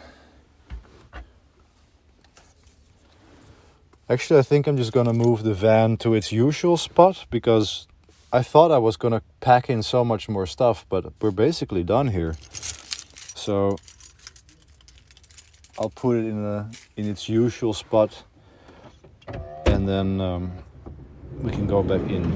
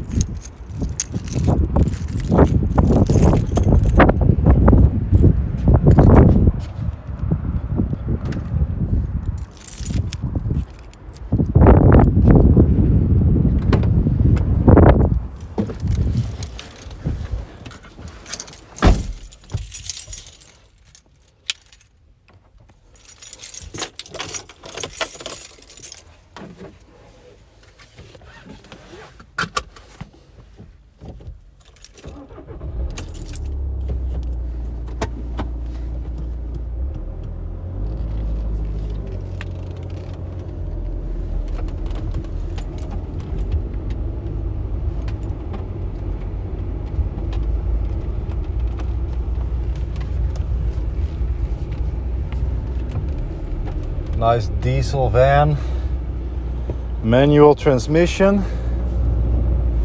So it is more work driving it, but I kind of like that. I mean, this is the first car I own that actually has cruise control. I used to drive a Toyota RAV when I lived in Norway.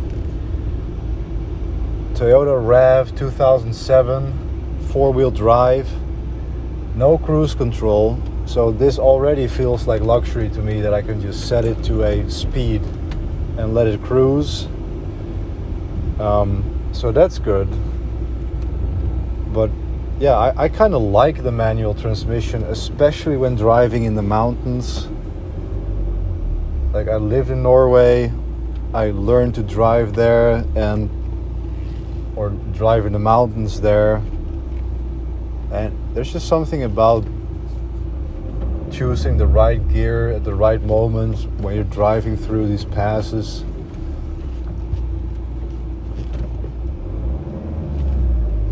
So, but I wouldn't like it if I had to like stand in traffic for every day, like, right? So I work remotely. I almost never drive. Only occasionally I will drive. So I have that luxury, but if I would have to stand in traffic a lot, yeah, I would definitely want a manual automatic transmission. But for just when you're on the road, when you're camping, I actually prefer it.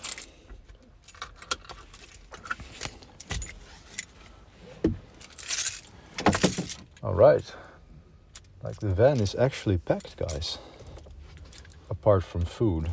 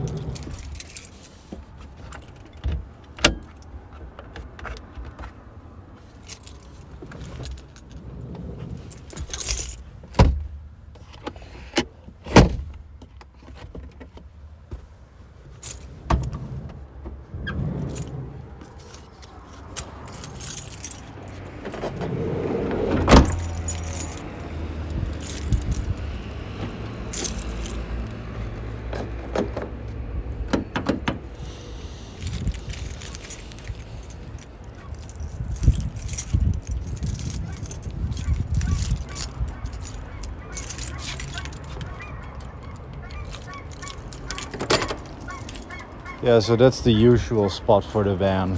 It's nice in the corner, in the shade. No risk of like bicycles scraping it or anything like that.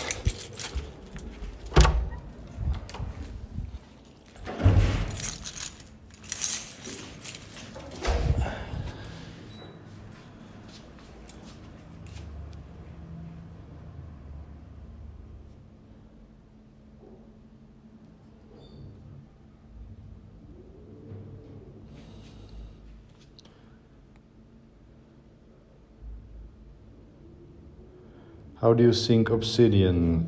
Yeah, I used the sync feature as well. I just bought the, it's like $50 a year. It's almost nothing. It works really well.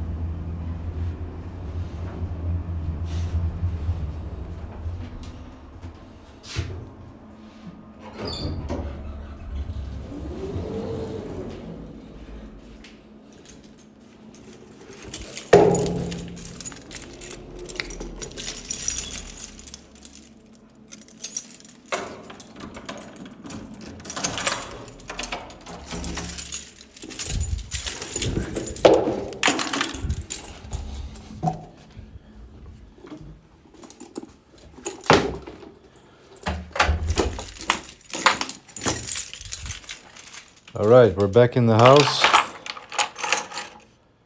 Let's see.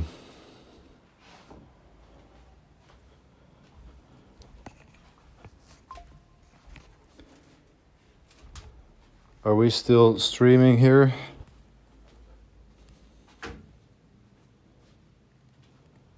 Yeah, looks like we're still online.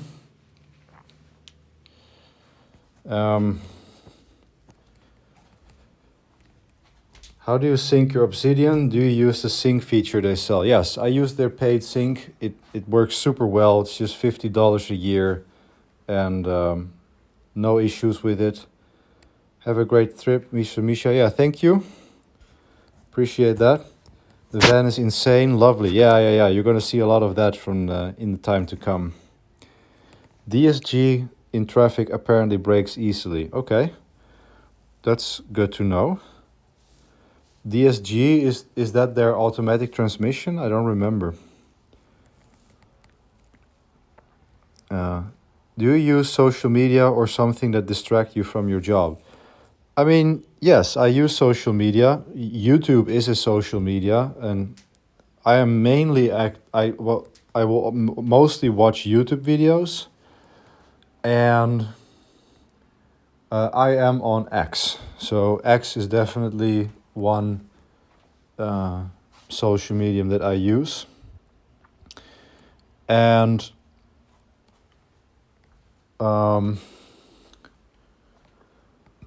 but X, yeah, X is something that I manage to control. I usually just scroll it a couple of times a day, and I get so much good info from there. Like, that is where AI is really happening.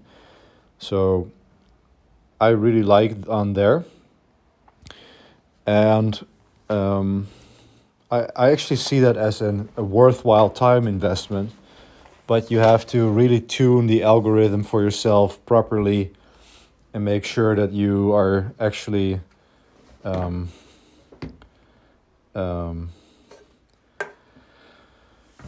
looking at the right stuff, basically.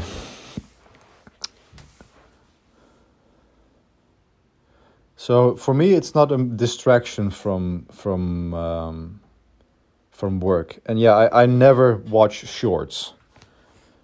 That is like, of course, it has happened in the past, but that is the real thing these days, is to be on Instagram and scroll shorts. That is the killer, I would say.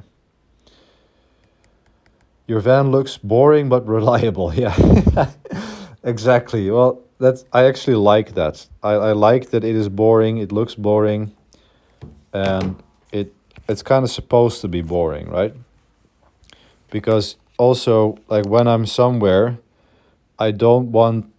sometimes you want to be stealthy, right? You don't want it to look like an actual camper, but just a van that is just parked there.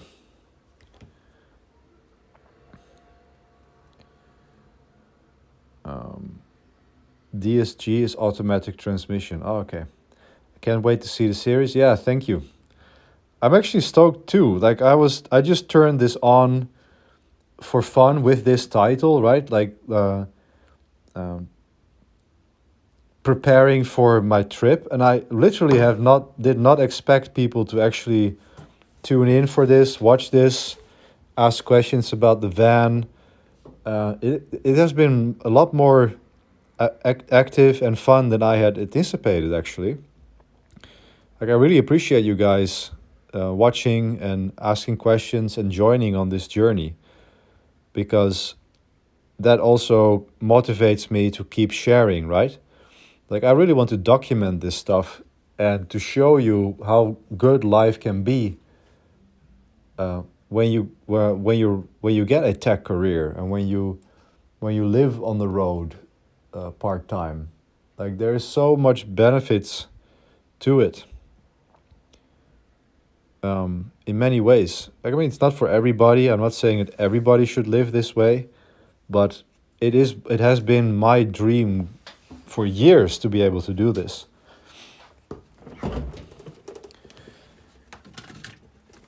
And I want to share it. We're going to be visiting some really cool places, and we're going to go on hikes together. you can join in, and I'm glad that you're looking forward to it.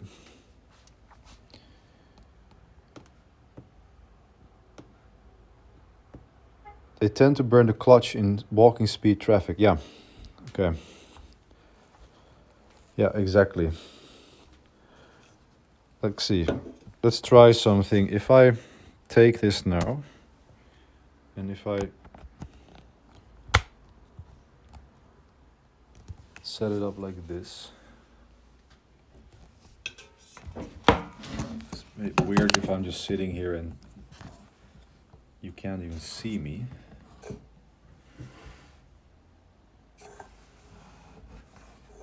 Just have a drink while the... Is that a good shot? Yeah, here's me in my normal kitchen where I eat normally.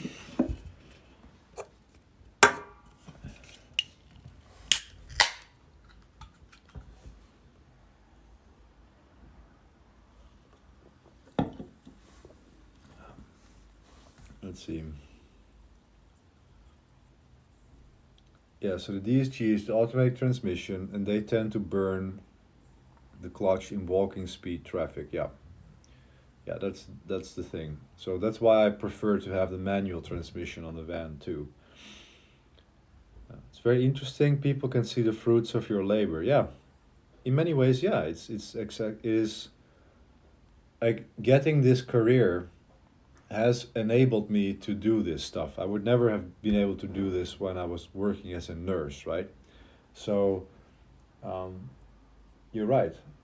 And maybe I can even inspire some other people to change their life like I did and get a career like this.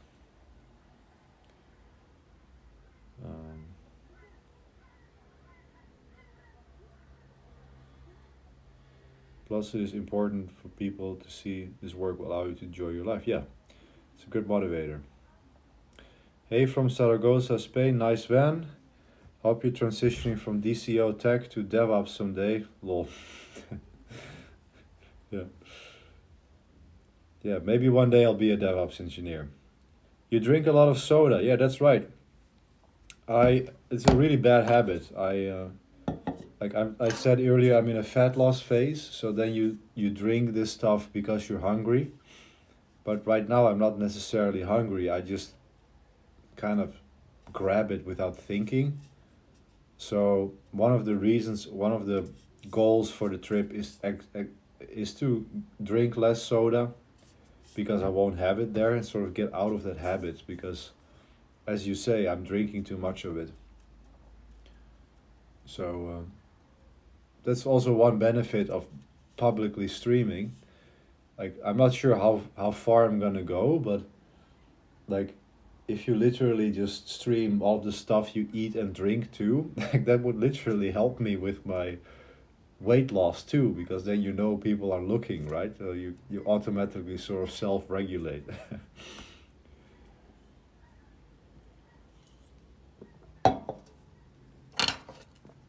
So here are a bunch of 3D things I've 3D printed. These are all hooks that are somehow specialized for the van.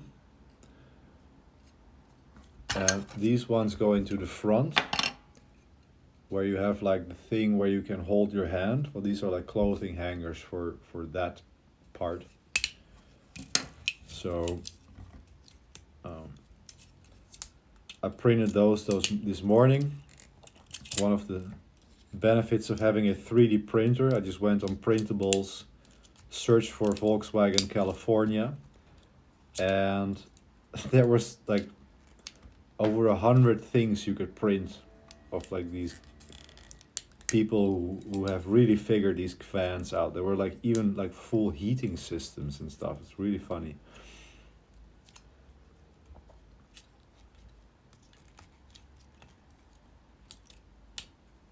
Misha, what more would you like to achieve now you have the life you wanted to have? There's always a new ambition, and guess what do you think is your next mission? That's a really good point, a good question.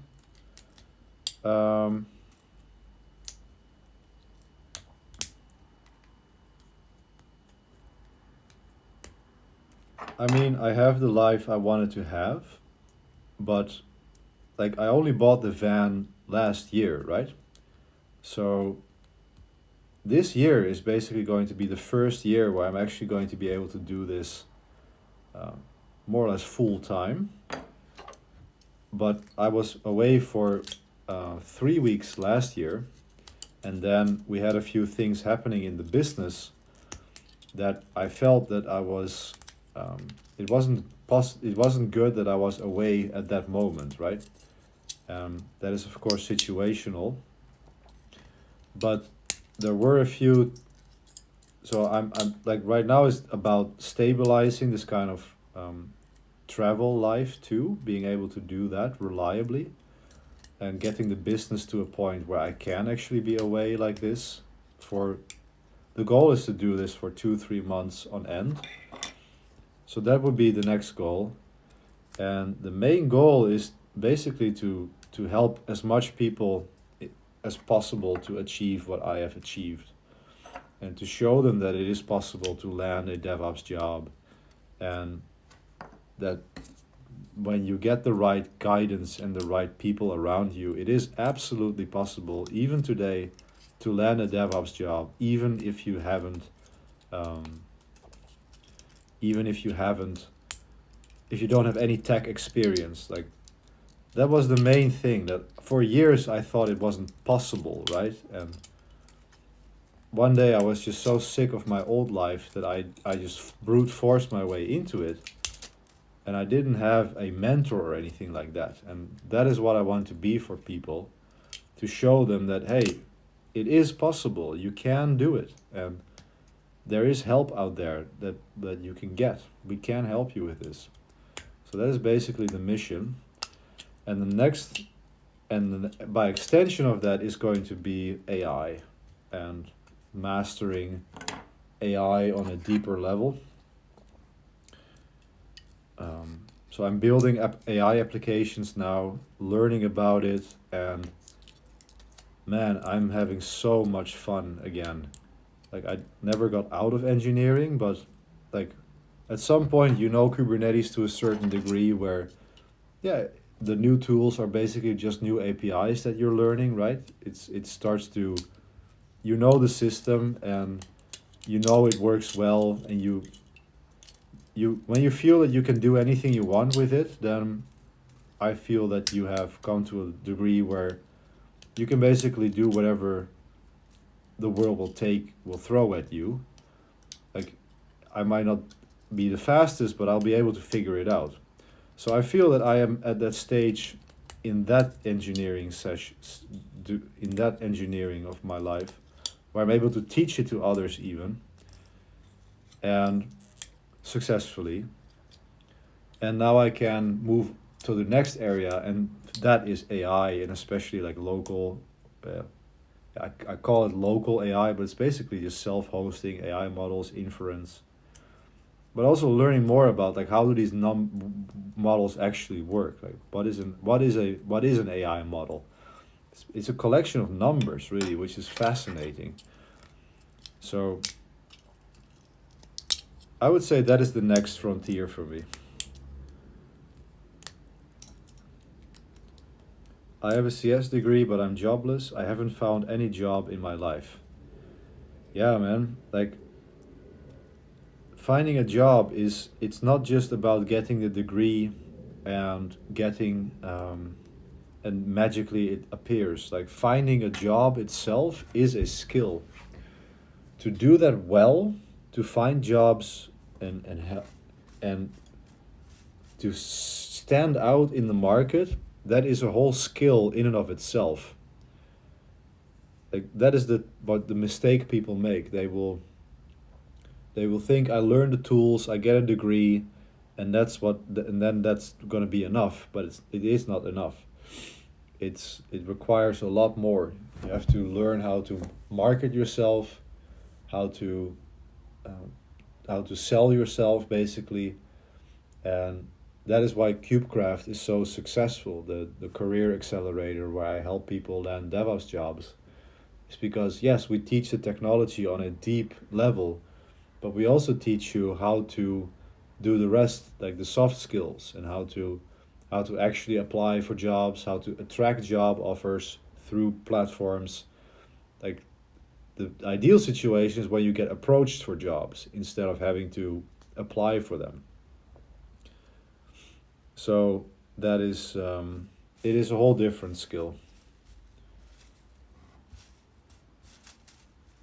But the good news is that you can get help with that, right? Like I help people with this professionally. That is what I do. Besides AI engineering, and if you're interested in that, let me know, and I'll happily send you the link.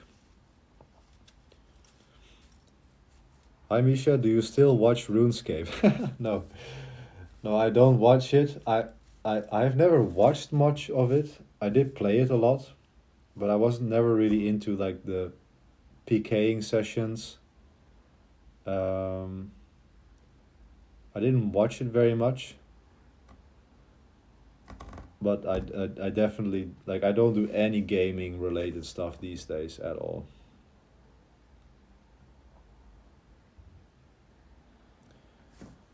I think at some point we will have smaller, smarter models, and literally every company will have its own AI local inference. Knowing how to set up AI infra is a must skill. Yeah, exactly. That is exactly what I think too. I think running local AIs tailored to your business, trained on your data, specifically on what you want, that is going to be the future.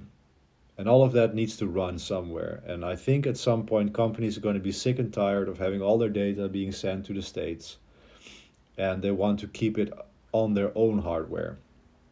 And that is basically why I'm really bullish on AI, local AI right now. Because I see huge opportunities there, and I'm interested in learning that skill.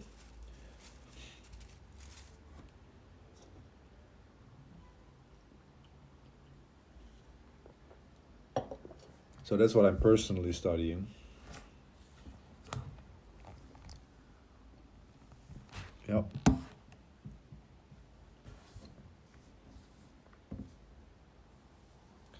Shout out to Zen and his channel. Yeah, Zen van Riel. Check him out. Just Google AI and Zen and you will find him. He is actually one of my content mentees. I think he's at like 30,000 subscribers now in what? A little over a year. And I taught him how to do that. I showed him the ropes of creating content, and it took me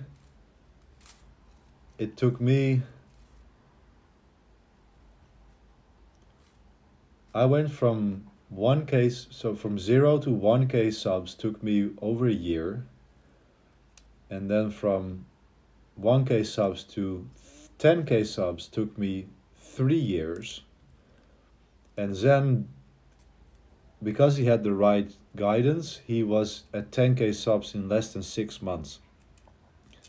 So if you do it right, you can go very fast.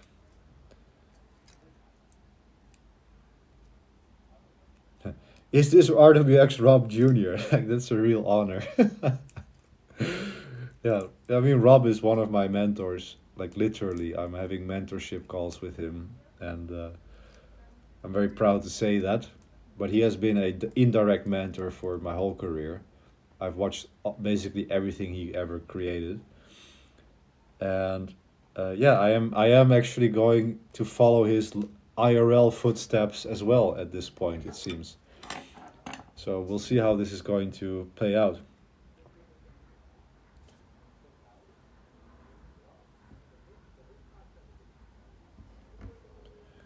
What if a person doesn't want to appear in a social network like you? Yeah, then you shouldn't do it. And want revenue.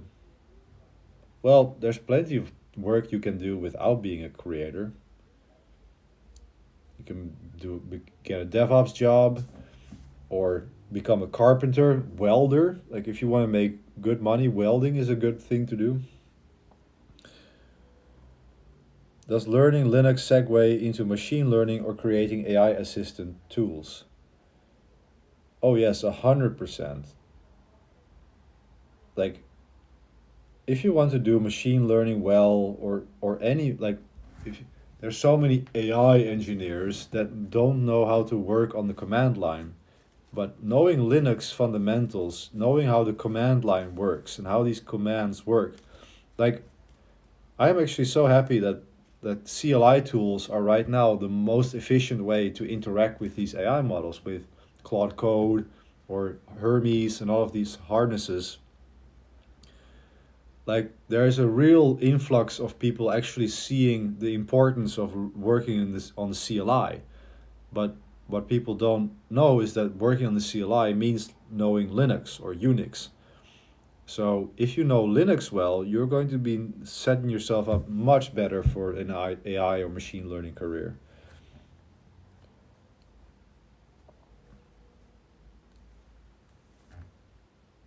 How can a person have revenue without streaming? Yeah, you just do normal work or start a business, or you don't have to do this to make money. Like streaming does not make me money. Like YouTube pays me like $800 a month, which is nothing for like one video costs $700 to make. And that's excluding my own hourly rate. That's just editing costs. So content is not for money. Have you tried OpenClaw, Hermes, or other harnesses? I got distracting by experimenting with those. Didn't dedicate enough time to KubeCraft for that. Yeah. Oh yeah. So. Oh yeah. So. Figueroa, he's then actually a student of mine in KubeCraft. So KubeCraft is the place where I help people land DevOps jobs. And if you want to know more about that, you have to check out kubecraft.dev. I'll send the link in the chat. That is where I help people get these careers. And if you're really thinking about getting a tech career and being able to work from a van like I do, like that is where you go these days. Like there's no other person out there who is reliably landing jobs for other people every single week, and who has a system end to end built out for that. Okay, so truly, if you want to do that, then this is the place where you need to take a look. And if you don't want to learn from me, then at least find someone, a DevOps focused coach who has done the work himself, but who also reliably lands other jobs for people. And as far as I know, there are not many, or if any, there are no people out there who actually have these testimonials, interviews of people that you can watch on the website. And if you have any questions about that in the stream, please let me know. So Figueroa, he is a student and he says, I didn't dedicate enough time to KubeCraft because of that. Yeah, so at this stage, Figueroa, I wouldn't spend time on this at all. Like it's more important to learn the Linux container, Kubernetes fundamentals, and then the AI stuff will come later. But all of these harnesses and all of this work is going to make more sense when you actually understand these tools on a deeper level, which you're going to be learning in the coursework and as you get more experience. I personally use Personal AI Infrastructure by Daniel Miessler, but I'm very curious about Hermes as well. I'm confused between choosing DevOps or AI engineering and go with MLOps engineer. Yeah, I mean, the thing is, there are so many titles out there. I strongly recommend that you stop focusing on titles and focusing on skills instead.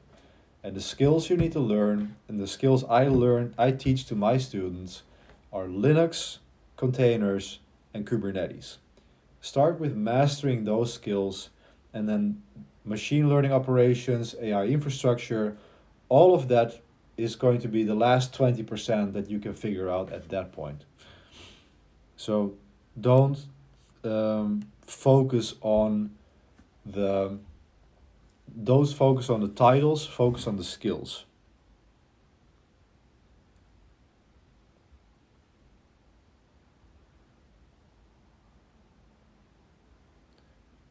Uh, oh yeah, pi.dev. Yeah, that's also another one that I'm being recommended a lot, which I also have to try. Do you have a way to power your operations completely off grid? Let's say, just in case there is cyber warfare and electricity cuts. Um, I wouldn't say entirely off grid, but I have a Starlink in my van and I could drive that to generate power. I haven't installed the solar panels on it yet because at this stage I'm not doing much like off grid camping. I'm sticking to campsites at this point, uh, precisely because of the power requirements. But if I would get a couple of solar panels, either on my roof or there's this brand, I forget the name, but very important, very known brand that sells like batteries with solar panels, etc. Where you can, if I had that with my Starlink, I could power most of it off grid.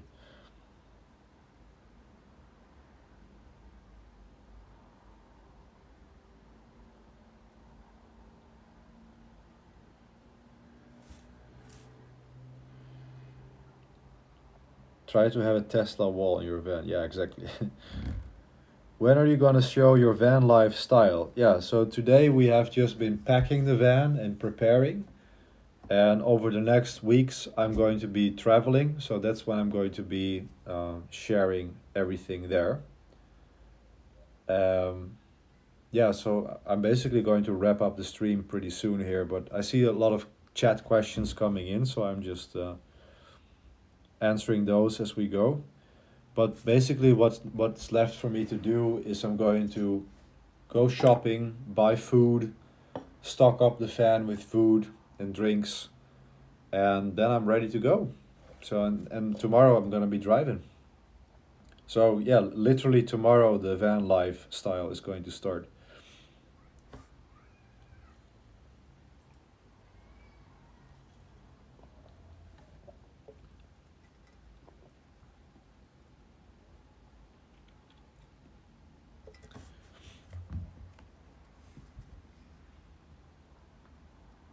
I'm confused between choosing DevOps or AI or going with MLOps engineer. I'm beginner, just did Docker Linux. Yeah, well, it's what I meant that what I said earlier, focus on skills rather than titles. And if you want to have an AI related infrastructure job, then Kubernetes is the way to go. Like there's no doubt about that. CNCF went out there and said, um, um, Kubernetes is the de facto AI operating system. All right, it's like officially stated based on their surveys. All of the big companies are using Kubernetes, so there's just no doubt around it. Yeah, all right, guys. Well, I've been streaming for how many hours? Let's see. Can I see that? 4 hours. Cool.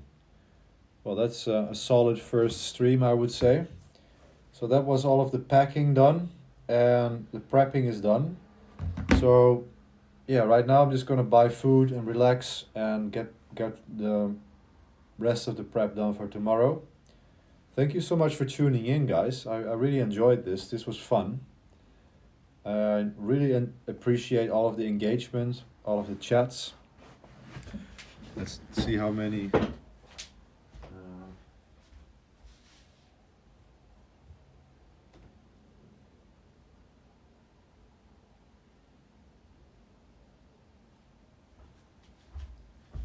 Yeah, we got 49 people tuned in. I might. Oh, some questions coming in. How's the vegetable garden coming on? Yeah, I don't do that anymore. I have no time for that. I'm focusing on traveling now. How much personal time do you have compared to nursing? Oh, a lot more. I don't have to travel. I don't have to work night shifts. Yeah. like my life changed completely after changing my career to tech. Like this is, I am just so happy about my change and my choices, and I strongly recommend. Um, I strongly recommend like get walking this path of a tech career. Like it's only going to grow. There's only going to be more jobs out there in the future. Like technology, AI, this is the magic of the day, and you'll be surprised if you have good tech skills. It is almost magic to other people, and it is possible. I did it. You can also do it too. All right, guys. Yeah, thank you so much, everybody. Thanks for tuning in. We have 50 people here, and guys, make sure that you are subscribed. I'm going to be streaming tomorrow morning again. I'm planning to just stream while I drive and chat with you guys. So stay tuned for the next few days, and make sure you check X as well, because that's where I'll be making text updates of the trips and some streaming schedules, etc. Thank you so much for tuning in today, and I'll see you as I take you along on the trip. Bye, guys.